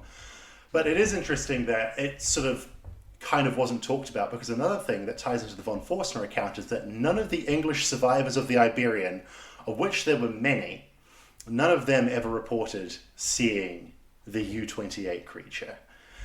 And I have theories as to why it could have happened, but they repressed the information. But I also have theories as to why this could be seen as evidence that it didn't actually occur. It could be a similar thing here as well. It could be, if it's real, if all of this is real, it could be that during the war you don't want to distract people from the war effort. You don't want to divert people's attention from signing up and going to France to fight the Hun. So the moment you start talking about all the sea monsters that live in the Irish Sea and around the Irish coast, you start to create sensational stories that might distract public opinion. So that's the only reason I can think why the British press might be repressing these stories. Right. You know, I think that's probably a good segue before we go into case 3 to just go back to the believability. So yeah, let's get back into speculating about the believability of von Forstner's account. And I also too wanted to touch on some of the ideas you were speculated on with, like, just the right. I mean, you didn't use the word Nazism in your article, but like the early 30s and sort of this buildup of like trying to rebuild German pride, German nationalism, the mythology, of the people. Yeah, so that I think is a rather interesting approach, and one I think should not be discounted. So firstly, before I really get into the rise of Nazism and how that could impact sea monster sightings, which sounds like a kind of crazy segue, but often when people have these encounters with these kind of creatures, one of the arguments used as to the arguing that these stories are valid is that they have nothing to gain by coming forwards with these stories. People that encountered the Mothman, or people that often get abducted by UFOs, have horrific encounters, and an argument that believers could easily use is that they have nothing to gain from this. They don't receive money for it. In fact, press attention might even be worse for their lives than not coming forward. So they probably come forward with this information because maybe they just want answers, or maybe they want to warn the world of the powers beyond our comprehension that are warping our lives. There's a lot of reasons people could come forwards, but often those reasons don't benefit them. But the same can't be said for von Forstner, because He just made bank every single time he published an article. He didn't say anything about the encounter in 1915 until 1933, so that's 18 years later. Yeah. And he publishes this article and starts to get a bit of traction. And a year later, he publishes a new article recounting the recount of the event. And he even gets an illustrator to provide a copperplate illustration of the U-28 creature. And then a year after that, he receives this book deal where he's going to translate Captain Gould's account of sea serpents and write his own introduction to it. And von Forstner had actually published a book called, well, in English it's called The Journal of Submarine Captain von Forstner, and in German, its literal German translation is Being a U-Boat Commander Warring Against England, which is obviously not a great title to translate into English. Really rolls off the tongue. Nothing in German ever does. But so he was already a published author. But that book was published in 1916, and then so he's already got a little bit of a following. He's already a known writer. And then he starts making these articles, and then these illustrated articles, and then these books. He's making money off these publications. And he's not one of these people who's traumatized by his encounter. He's just fascinated and delighted by it. So he only benefits from the press surrounding this. The one reason that he says most sea captains don't come forwards with these encounters is because they don't want to be considered crazy and thus lose their command and their position within the Navy or within the Merchant Marine. But he's a retired sea captain by this point, who's probably, he's just been living in Germany for nearly 20 years since the war, twiddling his thumbs. What does he do? I could write a book. And that's a very easy accusation to make. You can say that about most people who write books about cryptozoology. So it doesn't inherently mean it didn't happen. Just because he makes money off it doesn't mean it's not true. But then the other element, which you just mentioned, was the rise of Nazism. So the year his first article was published in 1933, which was published in Deutsche Allgemeine Zeitung, which was his first ever description of the event, Hitler had become Chancellor of Germany. And so even in 1933, there were sweeping legislative powers happening. The National Socialist Workers' Party, which we know as the Nazis, were installing themselves as the only form of government in Germany, and brown-shirted thugs were engaging in heightening acts of violence and cruelty against communists and Jews and anyone considered a threat to the Nazi ideology. So that was 1933. By 1935, and the publication of Begegnungen mit Seeing Gehirn, which is the German title of the book I read, which translates to Encounters with Sea Monsters, President Hindenburg had died, and the Weimar Republic had ended. The office of president had been abolished. Hitler had become the head of the state and the government. So in 1935, that's the year that Nazi Germany dawns as a proper entity.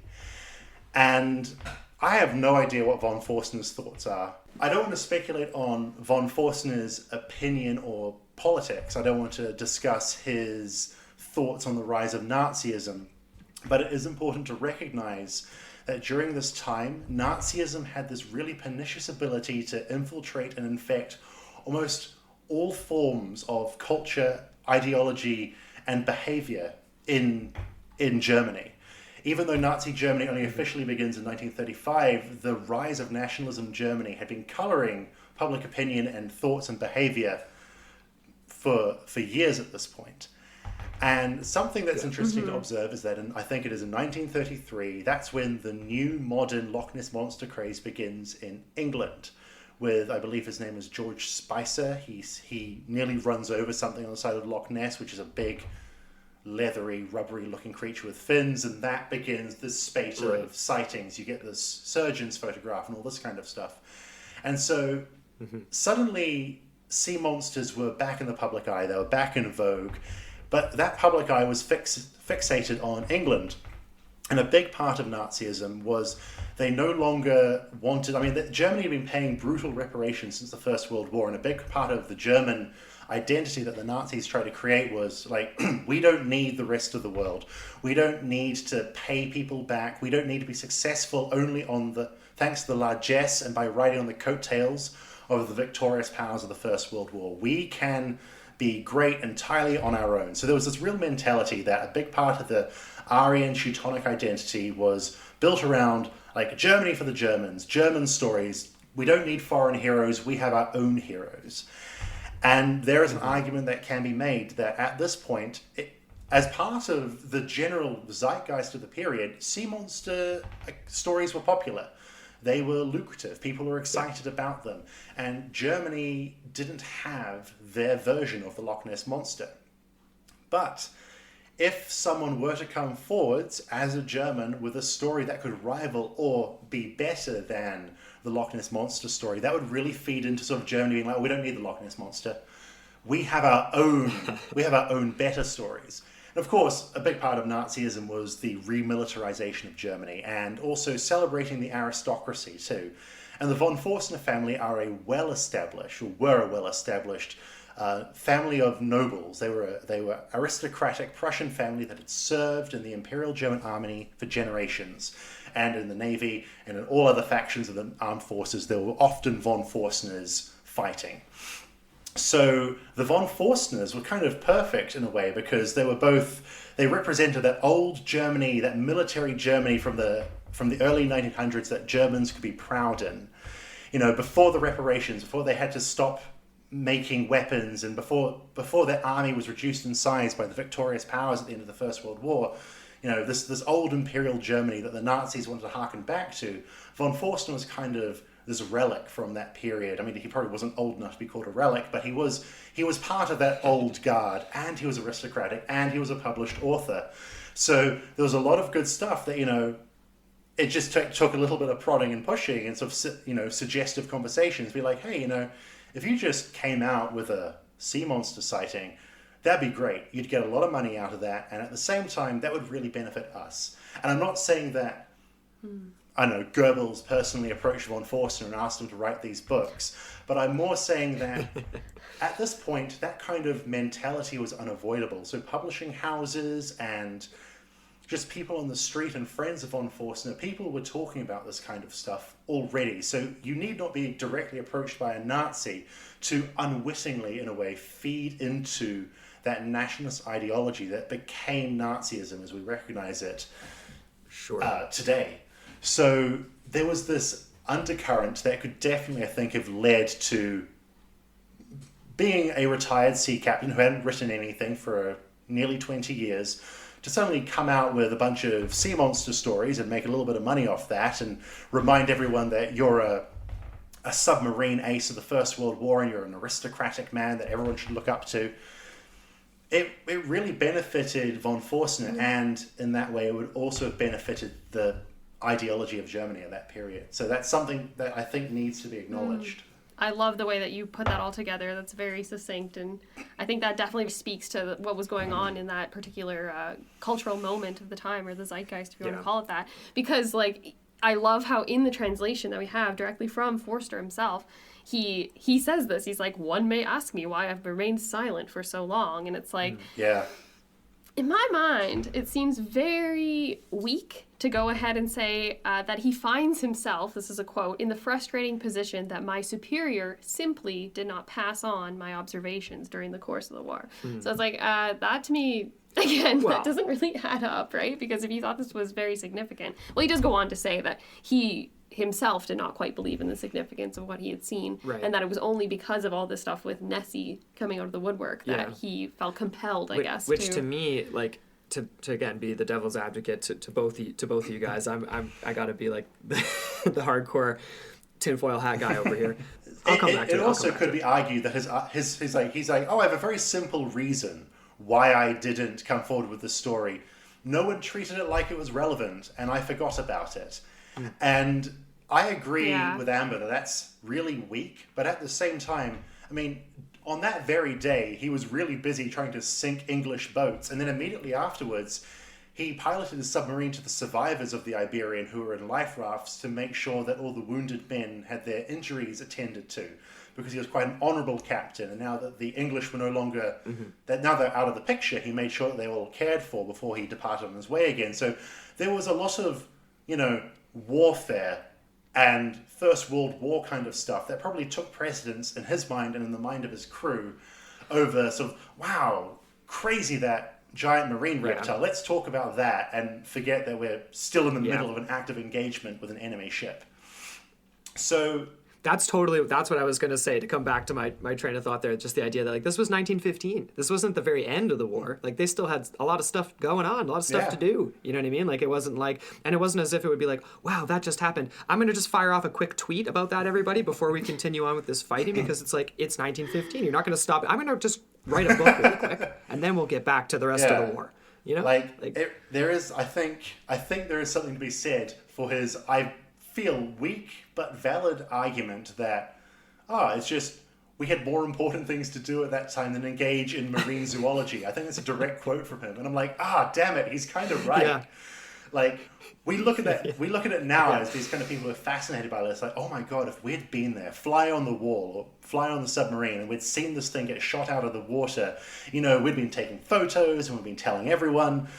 But when you're a bunch of men who've been trained to sink English ships, sinking the English ships and then, being honourable to the shipwrecked men afterwards takes precedence over lengthy discussions as to what was that big thing we just saw. It's fine, later. It's really not relevant right now. Later, yeah.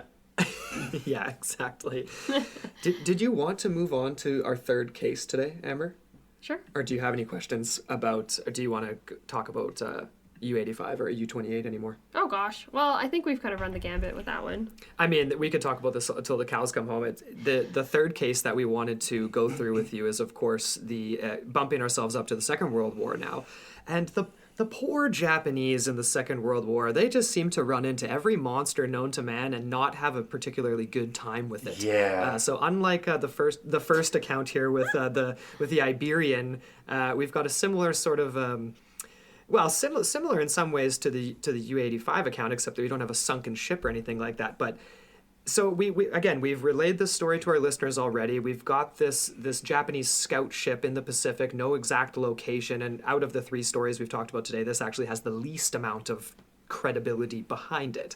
But the reason we wanted to talk about it today with you, Nick, and we talked about this before we started recording, was that the description of this creature with leathery skin resembled very much a crocodile, or an alligator rather, very, very similar description to that of the first story we talked about today.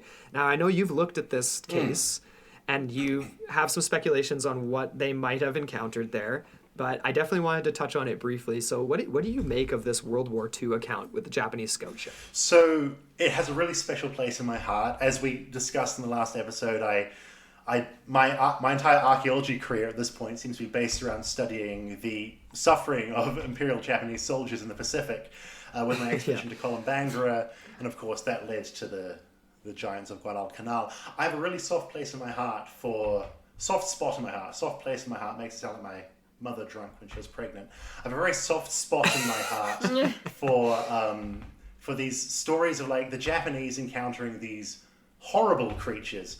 Because it happens a lot and they never ever come out of it very well. Von Forstner blows his creature up.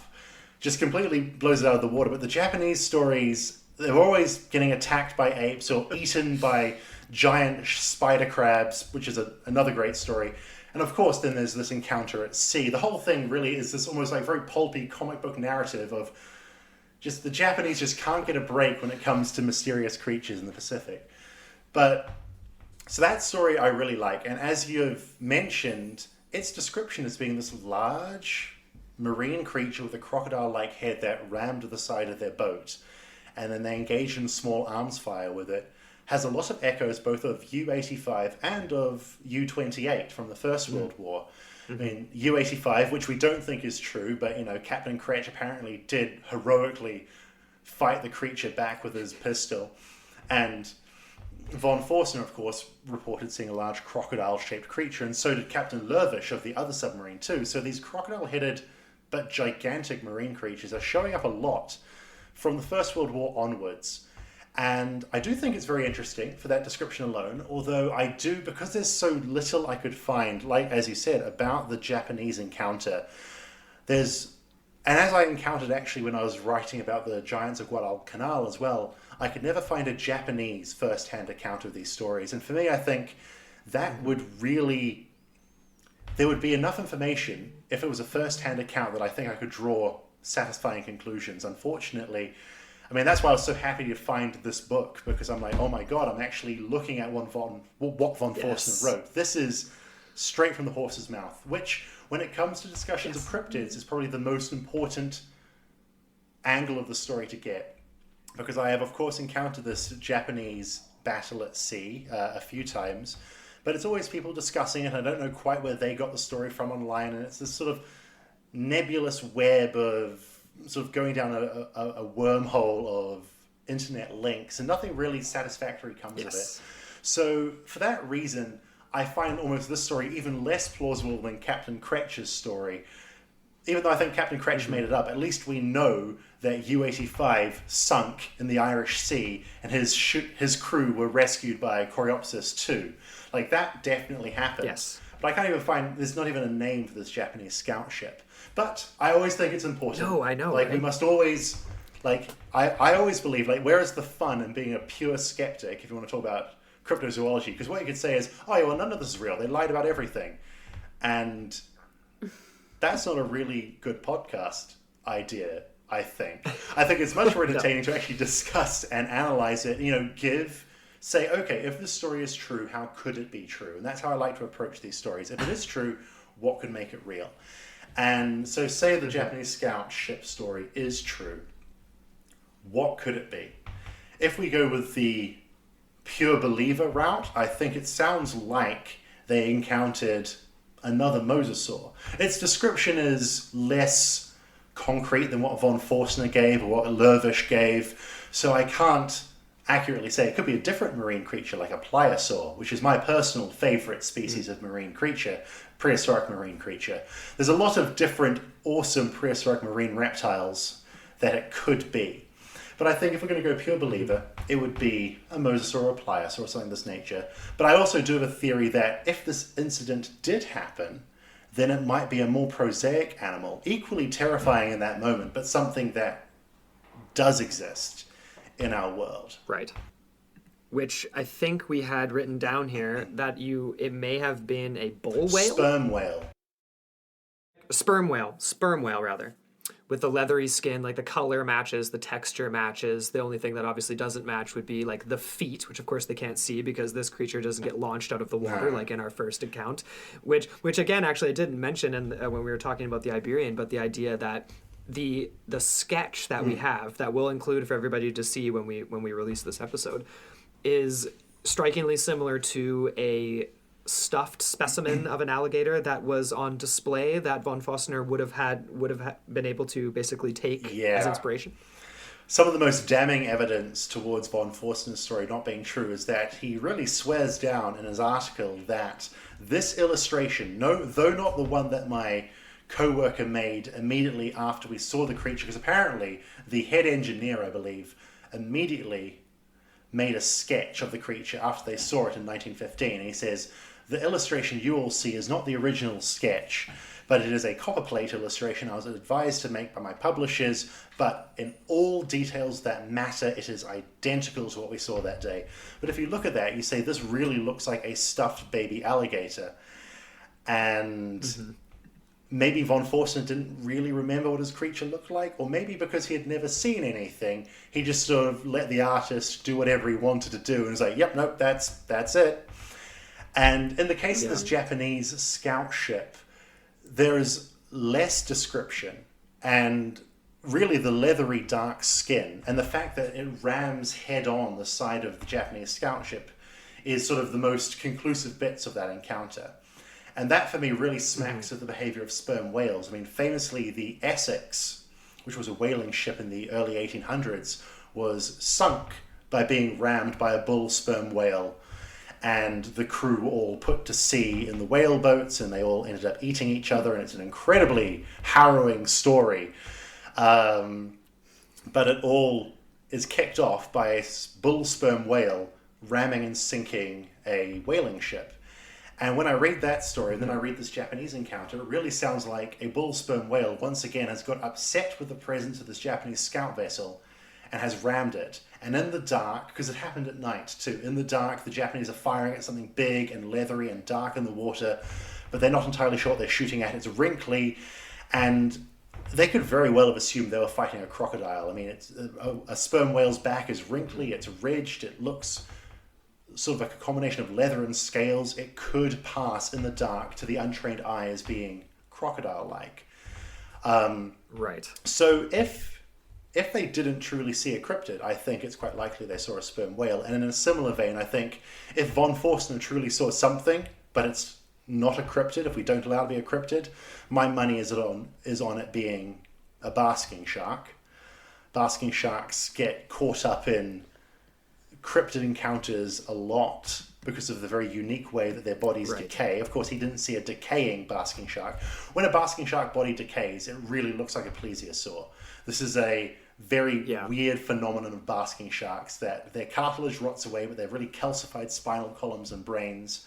So when a basking shark decays, you just get like a spinal column, a brain case that looks like a little head, and big fins hanging off the side. It looks like a plesiosaur.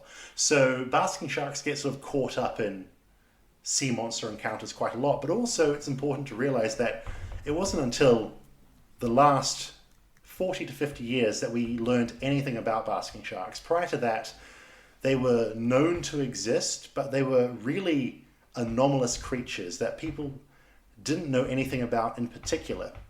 And even the first people to actively hunt and fish for basking sharks in the 1940s had to remind themselves. I've read an account written by Gavin Maxwell, who's both a naturalist and a shark fisherman, which I kind of think is kind of contradictory, but you know, he was a naturalist when it came to birds and mammals, but not when it came to fish and sharks. But he writes a lot in his memoirs that as he sailed over schools of basking shark, he said these things were so big, bigger than anyone imagined sharks could be, that it looked like herds of swimming elephants. And his crew would often refer to them as dragons, simply because shark didn't seem to define this creature.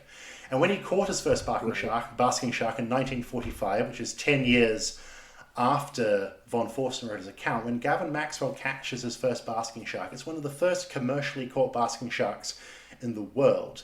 And we know basking sharks feed off plankton, but we only know that because Gavin Maxwell cut this basking shark's body open and went through its stomach and everything. Up till that point, they could have been man-eaters. Nobody knew. But when he was winching this giant dead creature out of the water, it's about 8 meters long, winching it out of the water, he said two things, which I think is really important to bear in mind. Because it was being winched out vertically, it looked so much larger than being 8 meters, because when you see something vertical rather than horizontal, it looks bigger. Also, because they're used to the idea of sharks being in the water. The moment it is separate from the water, it starts to look utterly different. And all the Hebridean islanders who'd gathered to see him winch the shark out of the water, he's got quotes from them saying they couldn't believe it was actually a fish. There's no way it could be a marine creature. It had to be a monster of some kind. And I read that, and the interesting thing is basking shark migratory routes go up and down the Irish Sea and out into the Atlantic, past all the places where these U-boat incidents happened. And to see a creature from a great distance launched vertically out of the water, if things look bigger in the vertical than the horizontal, for a few seconds in an explosion, and for it to be a creature you are unfamiliar with, makes me think it could possibly be that if the U-28 creature was real, a real living, breathing animal that we have recorded, I think it could well have been a basking shark that just was such an anomalous creature that they'd never seen before that they imagined it was something different in the retelling. Totally. No, that makes a lot of sense, and possibly because I'm glad you mentioned that, because actually you took the words right out of my mouth. I was going to say, do you think that it could have been like a species of whale or something that he just totally misidentified? So basking shark makes sense because they are very bizarre looking. We pulled up some images of them before we started record. Amber was like, I am never going swimming again, which she says every time she looks at anything ever. I was like, literally, could you imagine if you're just swimming through the ocean and then this thing comes up from behind you and you literally just are engulfed in it? They're like passive, they're just swimming around, but if you are very small, so you would just go straight. What do you do? What do you do? You need to have a knife and cut yourself out of it? But the only thing that doesn't make sense to me is the teeth, like the actual mouth part. And I guess we only really do we have a description of teeth from Forster himself, or was it just from the U-85 account? I think it was just from the U-85. It's just U-85.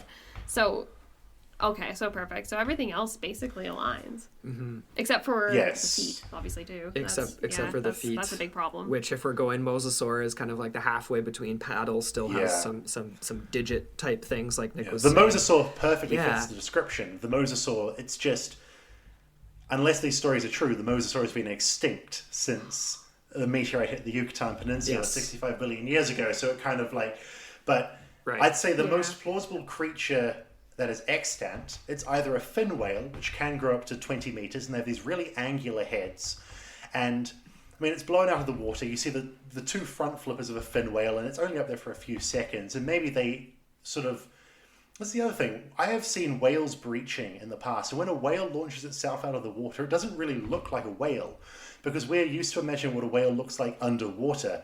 And the moment it's out of the water, it's big and it's dark and it's rubbery. And unless you're being told this is a whale, for the seconds that it is airborne, it looks completely bizarre.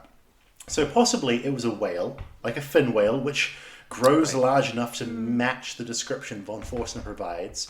Or it could have been a basking shark, which doesn't grow that big, but if seen vertically launched out of the water for a few seconds, could pass for being that large. And of course, none of them are truly crocodilian, and none of them have these fin claw paddles.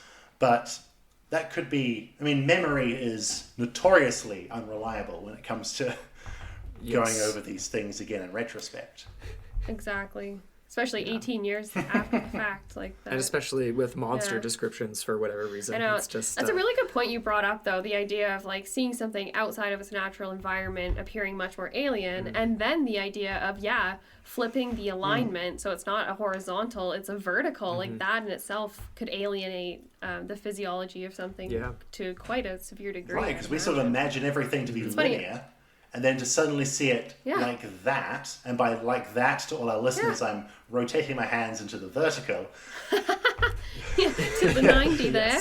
It's funny, actually, we were watching Jaws a couple weeks ago, and there's that scene, right, where they bring up the first shark, and they have it strung up or whatever, and it was the exact same thing. I was just like looking at it, and I was like, this just looks so weird. Seeing it out of the water, seeing the way, obviously, its head was at that strange angle, because it's like got the hook through it and things like that, and I was just and then they said the same things. They, in the lines in the film or whatever, but they're like, this is a man-eater. Look how big it is, because it was strung up vertically like you described, but it wasn't even remotely close to the size of what they were looking for, which is maybe the case with the Iberian as well. Who knows? I don't know. I mean, I obviously want to believe that he saw something that isn't an identified creature, of course. And we always go back to, we're going to talk about it a little bit more in our theories later on, but like the creatures that do exist that are living dinosaurs. I mean, obviously birds and alligators and crocodiles are in and of themselves as well, but then there's the ones that are just a little bit more fascinating. Obviously, we have like the frilled shark, 80 million years old. The coelacanth is just the classic, like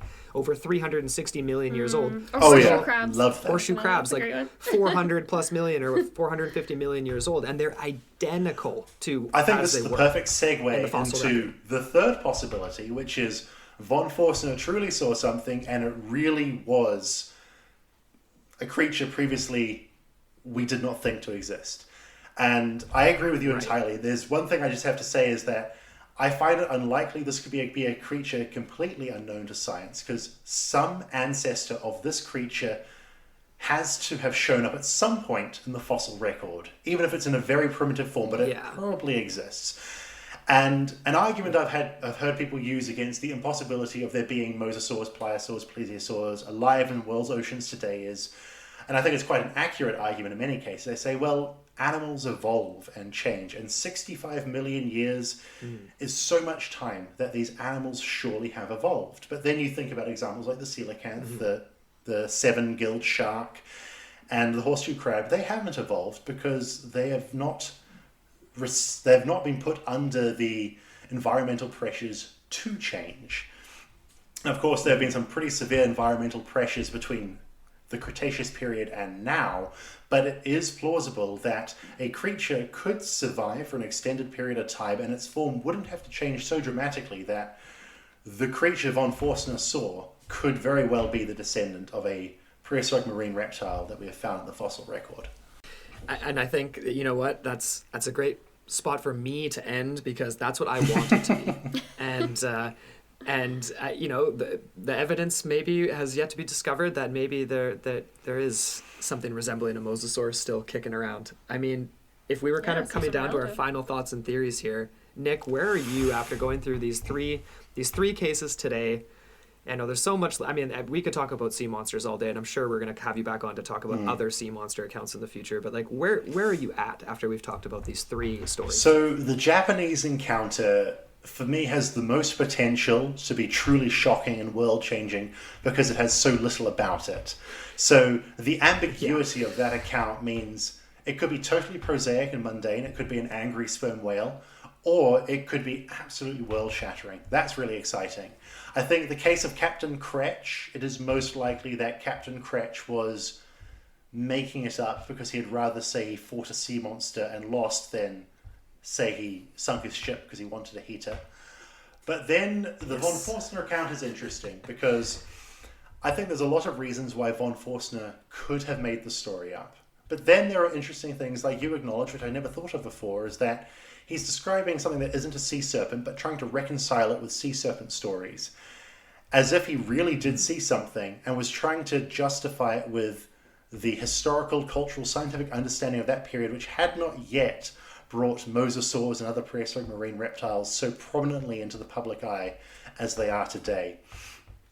And before I read his account and I was just thinking about what I knew about it, I thought, well, considering that the English didn't see this creature and he mentioned it 20 years later, and his illustration is of a little baby crocodile. I mean, there's a lot of things that make me think, oh, this is fiction. Mm-hmm. But then when you read his account and his desperate attempts to sort of like tie his sighting in with sea serpent stories, but he can't quite reconcile them because his story is just that little bit more different.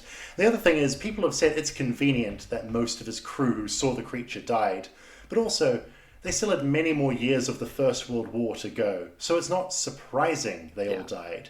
The U-28 was lost with all hands later on in the war. Von Forstner had been transferred by that point, but they all died. Maybe all the crew died in that sinking.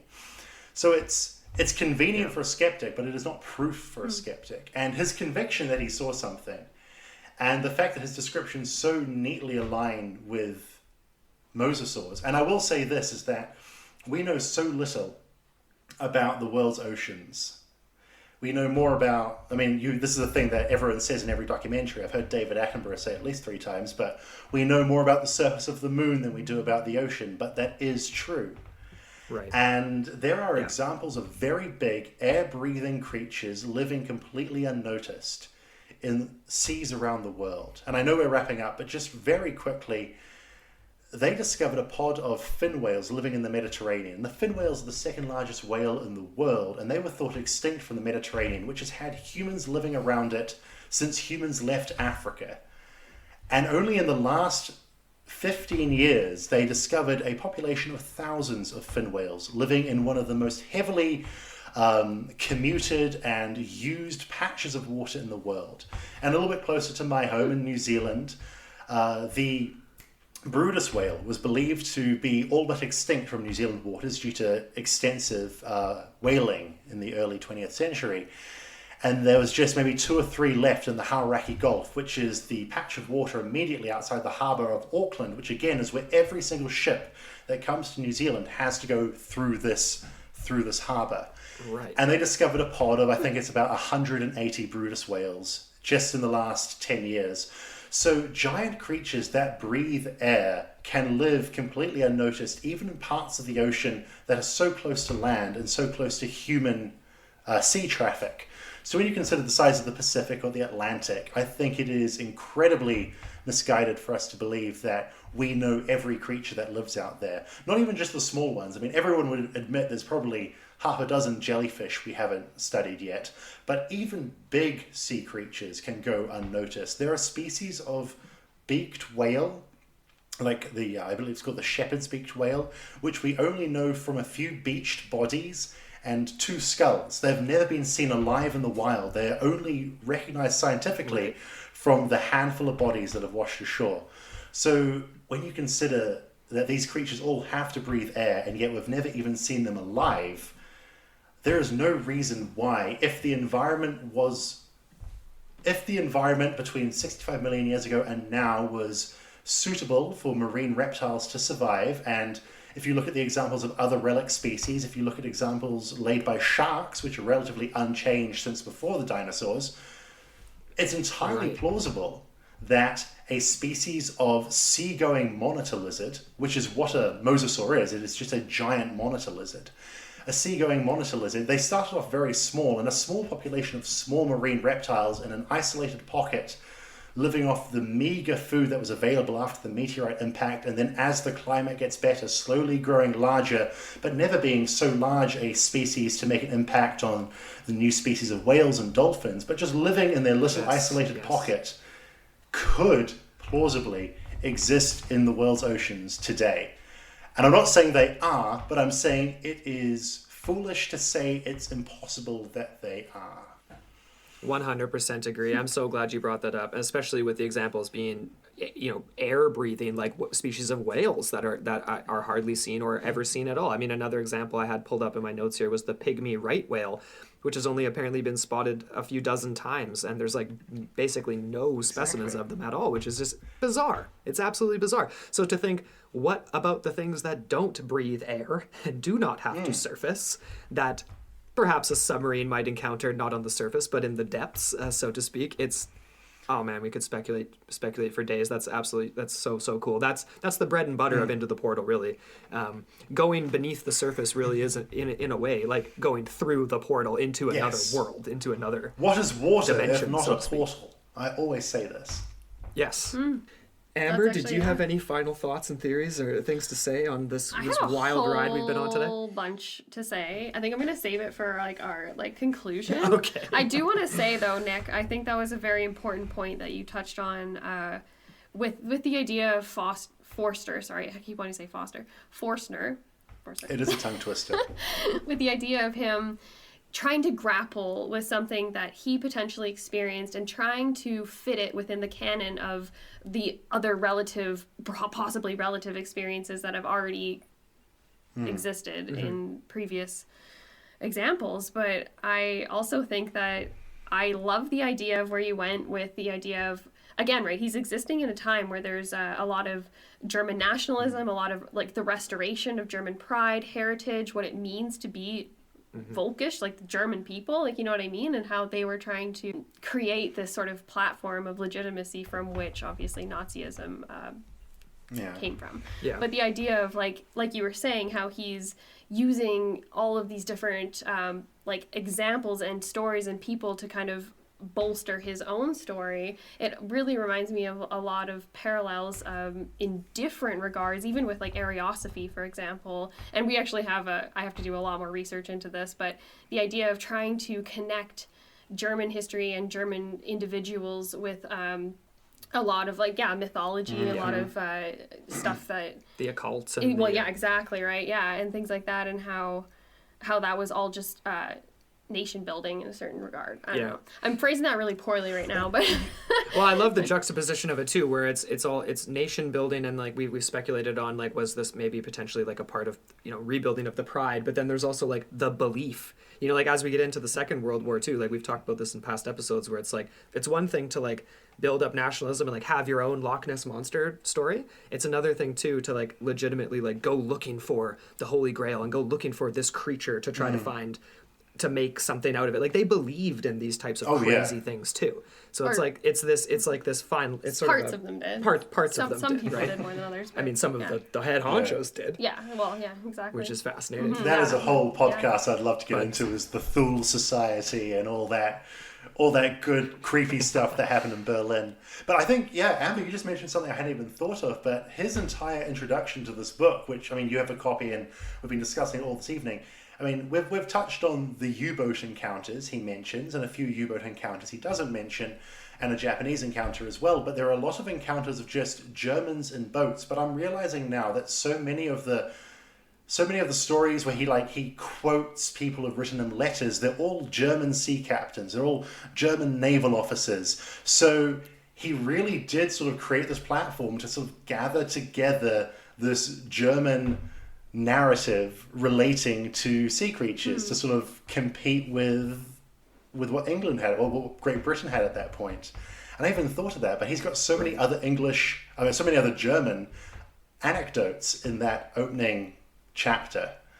So it really actually plays into it. I didn't even thought of that. Yeah, no doubt. It's a pretty interesting angle to explore, for sure. We definitely could have focused just on the translation for this episode, but we wanted to bring in some of these other stories to try to, just to juxtapose them to the Iberian story and U-28. But in the end, I think we've talked about all this stuff, and I don't necessarily think we've gotten any closer to knowing, obviously, what the heck's going on, but that's what makes it so much fun. And we've definitely added some really, really, really relevant context to all of it, though. Yeah. Thanks to you, Nick. So thank you so much again for coming on the show. Amazing. We can't wait to have you back on again. Hopefully it's going to be sometime really, really soon. Hopefully. Maybe some people that are active in the military now will have their own stories after hearing this, because we actually had someone come out of and have something that they want to share for a part 4. So we're doing a part 4 of this series. But I'm just thinking now, obviously this is Second World War, First World War. I wonder if we could drum up any other more modern... someone's great-grandfather maybe had a written account. There have to be more stories. It has to be. So hopefully something more comes out of the woodwork here. Yeah. So again, Nick, thank you so much for joining us, and we'll talk to you again soon. This has been an absolute pleasure. Thank you for letting me shout at you about German U-boats. Of course. All right, man. Until next time. So nice. Take care, guys.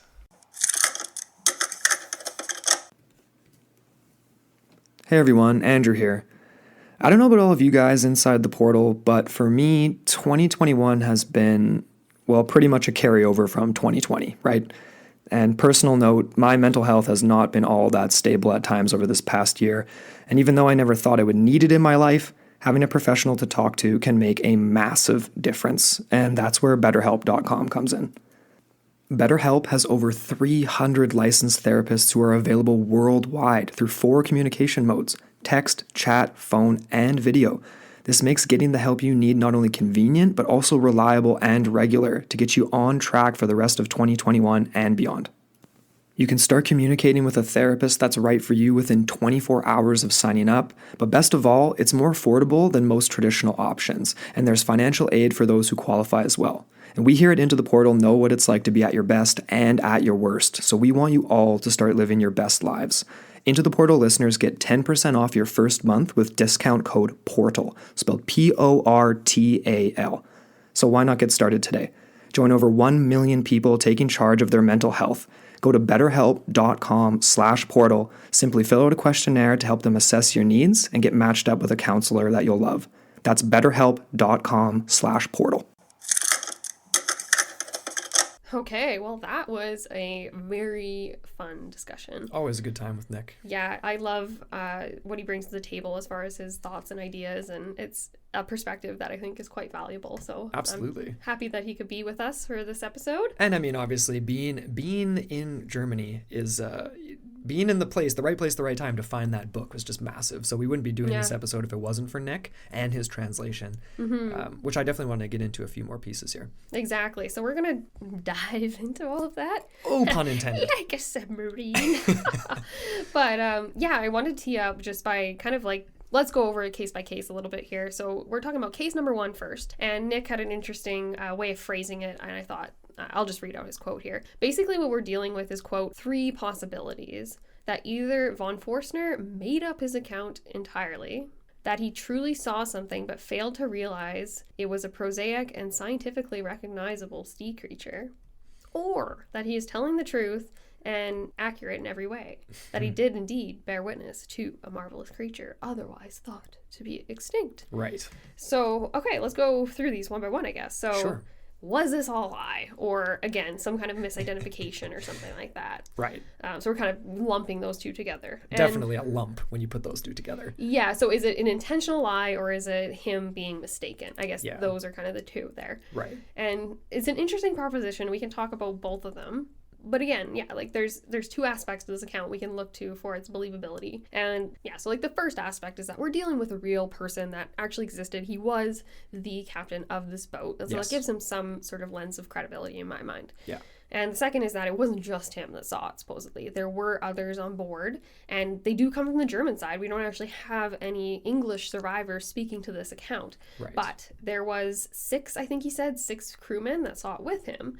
And one was actually alive at the time that he was writing in 18 years later in 1933. Totally. And that was, like we mentioned, the chef or the cook. The cook. The cook. Yes. And I think we had a 14 Times article that referenced it to how it was basically he was the most ostensibly sober and reliable witness. Yeah. So I was like, okay, I mean, and that makes sense. A German baron who was a career naval officer, right? I mean, it is. Sorry, yeah, I was talking about actually Forster himself, not the cook. Well, and the cook I misread too. that. No, I thought the cook was like, because I'm just thinking of, every single caricature of a cook is like this guy that's like always like, half drunk a in little the kitchen. kooky, yeah. A little more than a little kooky. Sure. Most chefs I've known have been more. But, you know what I mean? So I'm just like looking at that, but I totally misread that. They were talking about Forstner himself. Yeah, but I mean, in general, if Forstner is going to say that the cook and these other people on board saw it too, like that in and of itself is lending credence to their credibility as like under his command, in my opinion. There are other corroborations to this sighting, though, based on, I'm air quoting here again, guys. Man, how many times have I done this in this episode for an audio show? But trying to corroborate it with scientific theory at the time. Yeah. And Forstner mentions this guy Wilhelm Bolsch. Man, I'm butchering that too. But there's a few quotes here that I wanted to read out because they're really interesting, and these are again from the translation that Nick has done. So this first one kind of goes to corroborate what he was saying. So the new portrayals of the big sea snake 2 actually give it 4 swimming paddles, something that is by no means snake-like. So this is in reference to general sea serpent sightings at the time. Rather, they resemble the swimming mosasaurs of the primeval Cretaceous seas, which, with their often colossal large snake-like elongation, always had such paddle feet as relatives of the modern monitor lizard. Since there could be such beings drifting below, of course, it has to be left entirely up to real long-term observation, but Herr von Forstner's report, for the time being, supports this description. So it's basically saying these things existed, we know they existed. Von Forstner's report is in line with the description of these ancient reptiles. Yes. Does that corroborate it or not? Well, It's fine, but at least you have the scientific community reading and listening to what he had to say and be like, maybe he did see something down there. Yeah, there's a small asterisk, though, next to that point that you just made there, because Wilhelm Bolsch wasn't actually a scientist, right? He was someone that promoted nature conservatism, and he was an author and a publicist. So. I didn't say he was a scientist. I'm saying working with scientific theory at the time. These guys were all amateur naturalists, I guess we would call them. Like von Forstner was the same. He wasn't educated in zoology or botany or anything like this, but he was, after the war, interested in this stuff and wanted to write about it.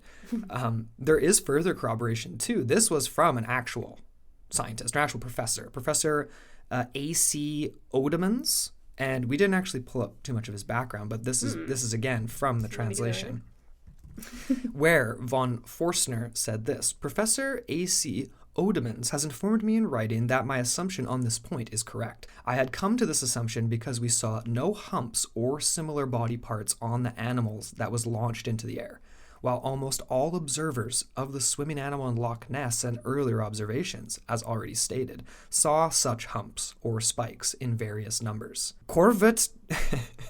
No, Lord, just say Lowish. Lowish, who is currently still a member of the Reichsmarine, wrote me immediately after my first publication and said this: I saw an animal of the same shape and size as you describe, as a first officer on watch on SM U-boat U-108 on July 28th, 1918 at 62 degrees 20 north latitude on the approximate longitude of Muggelfluga. And there was other officers that saw it as well. The Unteroffizier. Yes. I love this. Even that Korvettenkapitan Lowish. I'm sorry, that's like my very terrible German accent there, but yeah, that's just all their titles, hey? Right. Like, yeah. And Professor Odemans, he actually, yeah, you're right, Andrew. He was a zoologist. He was Dutch by nature. There you go. And he did specialize in the study of ticks and mites, but he also is known for his books on sea monsters and the dodo. So he was writing about some extinct species, or perhaps not extinct species, from the depths. And of course, what we have here is this corroborating account from U-108 in 1918, which is the same rough timeline as our second case in the Coreopsis 2. So that's another thing, a rabbit hole for speculation in that sense. Well, okay, so let's get into some of these things, because he says a lot in the translation that was provided for us, and I'm just you get to a certain point where it's almost like he's just trying to tally all of these accounts up. He's just trying to provide as much material as possible, even though he does conflate sea snakes and these mosasaur type things, right? And so in my mind, like we discussed with Nick, it's interesting because is he trying to contextualize and make it comparable and digestible for the public that will be reading this, some sort of lens for them to understand that is not totally outside the realm of what we know, Sure, or at least in folklore and accounts that had come before him. But it is kind of confusing, hey, the way that he does that, and the way that he conflates a lot of different things, even those ones, the Cherbourg corpses that were washed up on the beach, and how Nick said those are just basking sharks that were just that's just the way that they decay. It makes them look like they have a tiny little head, which is so funny. Well, we should post those pictures too, because it is very confusing. It is strange. Would just look at that and be like, you know what I mean? What the hell is When it reminded me too of the globsters, those stories from I think the east coast of the U.S. and stuff, and people wasn't there were, one caught? It was melting in an iceberg for a while, and no one knew what it was. And if they're just whale carcasses essentially for the most part, right? Yeah, absolutely bizarre. The dinosaur theory, the idea of it being some sort of a surviving relative of the mosasaur, I do quite love, and that's why I like that quote from Odemans and having a zoologist make reference to another, and then obviously the account from another naval seaman who actually saw something similar in 1918. And of course I'm glad we brought it up with Nick too, essentially the quote that was the plot of the Meg, because where are these things coming from? Are they I love that was the Professor Pappenheim. Yes, Pappenheim. That was so great. The idea, it cannot be dismissed out of hand that undersea tremors have brought completely unknown species to the surface. That's pretty cool to think about. But again, right, I like how Nick contextualized it by saying, this was one of the first times that we had a lot of human traffic underneath the surface of the oceans. Right. And so there was a lot more of this kind of springing up. And then obviously a lot of it gets quashed by the Second World War, and just almost I won't say it was part of the erasure of a lot of histories, but it was kind of tied up in that, because it was so, what's the word? It's very whimsical almost to think about. There's a lot more serious things to reconcile and deal with after those wars. But what did we want to get into now as far as discussing? We had some theories here, the idea of whether or not we're dealing with a mosasaur or something else. I mean, we've talked about all this with Nick. Kind of already did, at the end of the day, I think where I'm at here, I mean, I'm already winding down to the end here, because I want to believe von Forstner.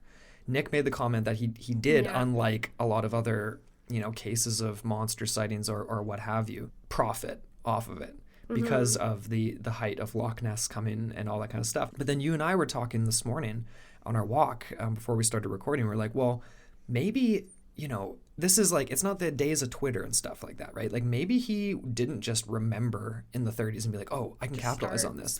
He might have been telling this story in pubs for the last decade and a half plus, and telling it to his friends and family and stuff like that, but never thought to actually do anything with it. Yeah, and then you get these resurfacing reports of Loch Ness and all this kind of stuff. So he kind of, it's okay, this is my moment. It's the cultural zeitgeist of the time. Let's do it. Right. And he's prompted, right? Because he makes that initial publication in that magazine. He gets responses. He even says it in the introduction to the book, Gould's book, that he basically was reached out by so many people he can't remember all the letters, but one that came to mind right away was Loish's account, because it was so close to what he experienced. Right. I love how Loish, so basically in his translation he goes on to say, so this is the words of Forstner. He says, Loish then goes on to say that immediately after reading my report, he got out his privately kept war diary, in which there was a full confirmation of my observations. One passage from this is given here, and quote, this is from the diary. Spotted a sea snake clearly at 10 o'clock p.m. I won't let anyone deny it. The animal had a long lined head, ridges like a crocodile, and legs with real feet. Came on sight on port aft. I got the description noted down right after the changing of the watch.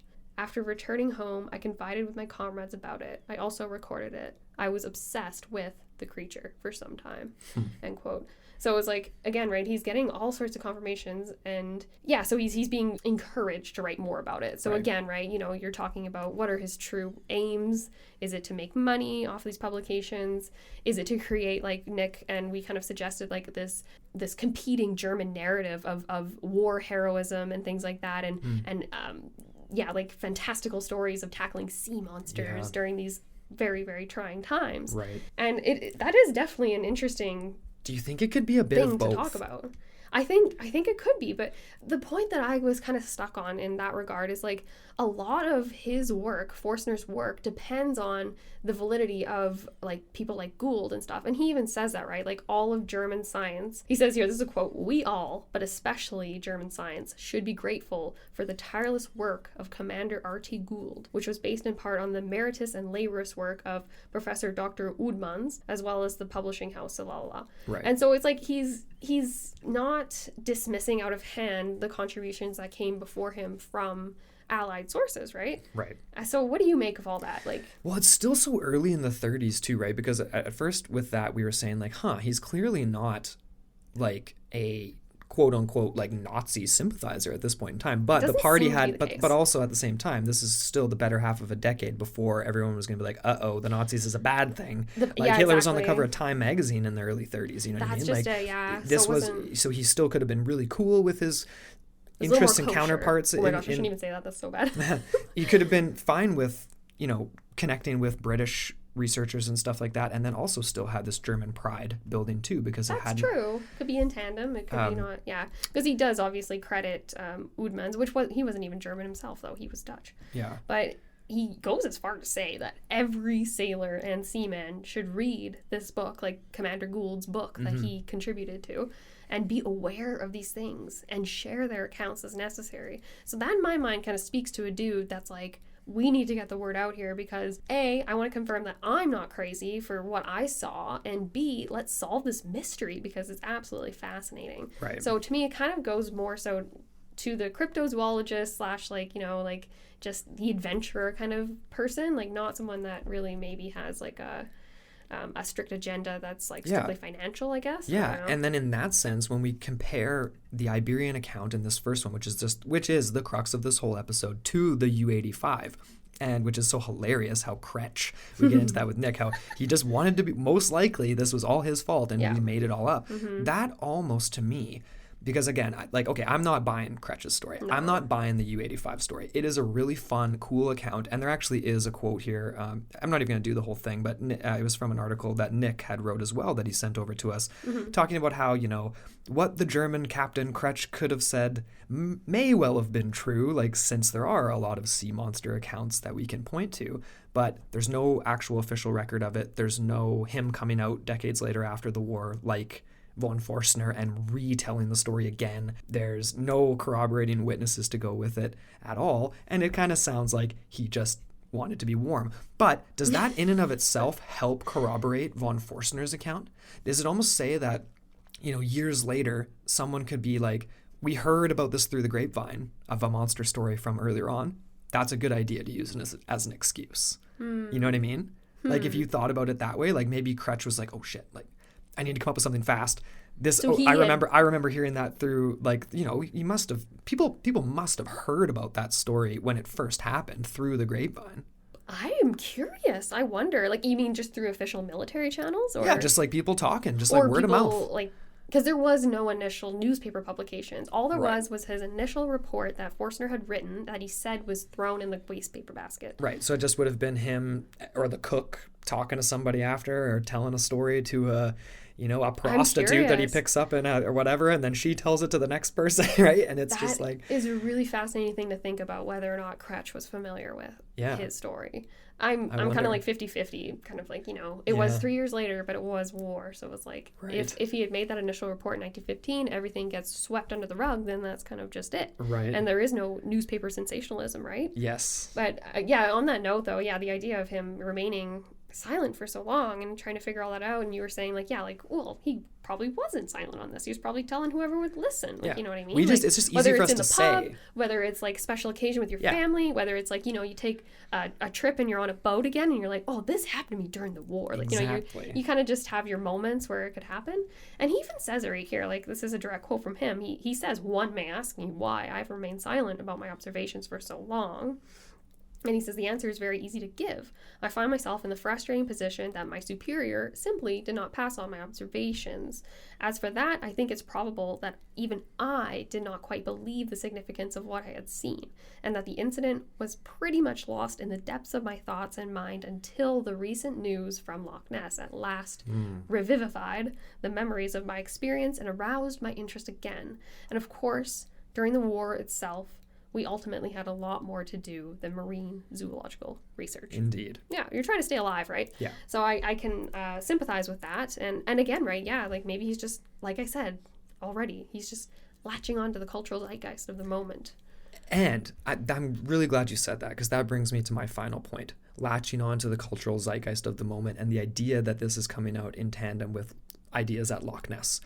To me, that is used by skeptics, or would be used by skeptics to against Forstner, right? And like we've talked about that with Nick, like it's the height of all this. People are into monsters. People are talking about sea monsters and all this stuff. And then of course the classic photo of the Loch Ness monster deemed to be a fake years later, and various other fakes and false accounts and what have you.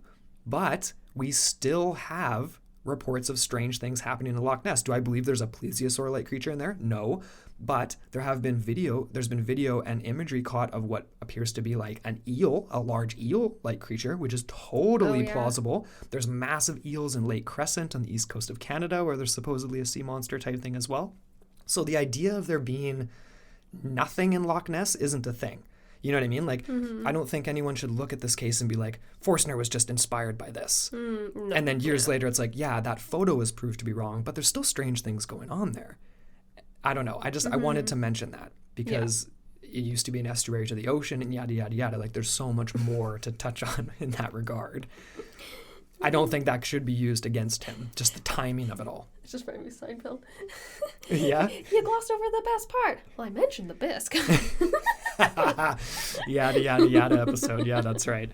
So that's my final thought, I think. I am leaning towards the idea that Forstner did genuinely see something. And whether or not it was a misidentification or something that we just don't think still exists but maybe does, or like Nick said too, like there's so many things out there that we straight up haven't seen that exist. Also, there's the idea that like it was like 90+% or even more than that of creatures that formerly existed we would never even know because they don't exist in the fossil record. So if there's things still alive today that we only have their bones and stuff, like the whale he mentioned.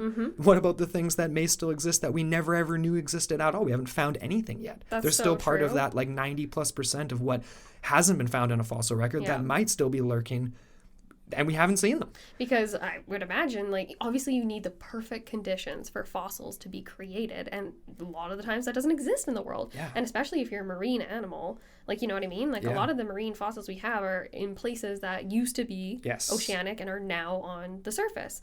And perhaps this just hasn't been the case. I thought that was so fascinating. I can't remember what we were watching. I think it was on Discovery Science the other day, and they were talking about how all of these fossil records that are found in the Gobi Desert are there because the Gobi at that point had the perfect conditions that aren't really easily found in the world. Right. So it's kind of like right time, right place. And I can't remember what the stat was, but it was like just a fraction, just a minuscule amount of the actual species that have existed on the Earth's surface throughout its entire history are represented in the official fossil record.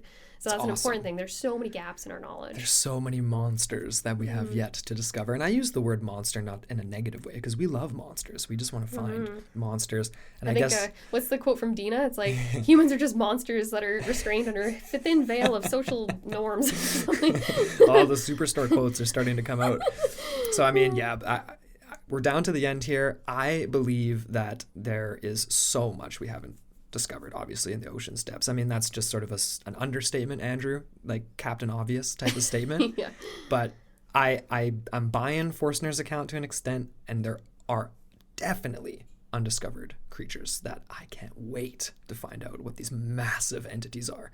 That's where I'm at. That's where I'm at with this. Honestly, yeah, I definitely agree with all of that, and I'm not going to sit here and make my own armchair conclusions definitively anything this way, that way, but out of the three that we discussed, I feel like he definitely has the most credibility lending to his account, and I think it's just fascinating to think, like Nick said too, it's like, you know, being the hardcore skeptic is no fun, and I don't really like to be that, even though sometimes I do feel like I'm more of a Scully to your Mulder. But we need that. We need some balance. Yeah. You know, we want to know what you guys think, though. Absolutely. Because this is a lot of crazy, and we want to we want to hear your thoughts and opinions, and totally. if you guys have anything to add to this too. Send us an email. Like, we love getting your emails. Like I say on every episode, it's great when we get the individual emails. So it's intotheportalmailbox@gmail.com. You can comment on this episode as well, like wherever you listen to your podcast, and leave us a review. 5-star reviews. Click that subscribe button and leave us a 5-star review. It really helps other people find the show and helps Into the Portal grow bigger, which is all because of you guys. And join us on Facebook if you haven't and you have Facebook at Into the Portal Podcast. Come follow us on Instagram at Into the Portal Podcast there as well, and don't forget to follow the network at Strange Pods and straightupstrange.com, where there is an awesome lineup of shows that's only growing and growing. Oh my goodness. And of course, we've had Nick join us as well in the network as a who's going to help us be producing some really cool stuff. He's also an amazing artist, so I wanted to mention that too before we leave here. Thank you so much again to Nick for coming on today for the show. You can find Nick's work with the link below. It's a Linktree link to all of the stuff that Nick does, his publications, his TeePublic artwork, and all that stuff. So thanks so much again to Nick, and make sure you guys go check that out. Also, massive thank you to our producers, Nightwing. I don't even know. Like, I'm gonna come up with a sound effect for that because that's just badass. No, a swoop. Like a swoop. Yeah. Adam K, man, you're the best, and Stanley C, what's up, man? Thank you guys so much for supporting and helping us produce the show, and to all of our Patreon supporters, thank you guys so much. All of our listeners out there, you guys are the best. Of course, the absolute best listeners in the world. So as always, thank you guys so much for listening to Into the Portal, your gateway to the bizarre.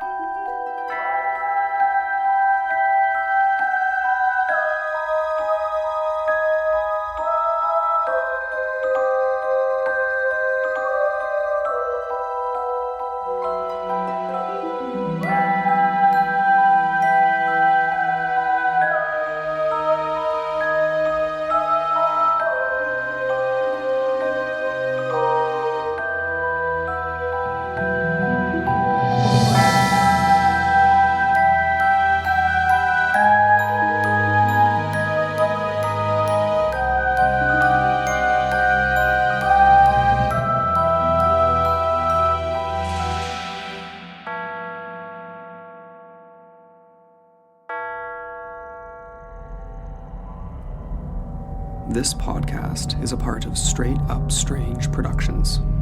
Discover more shows like this one at straightupstrange.com.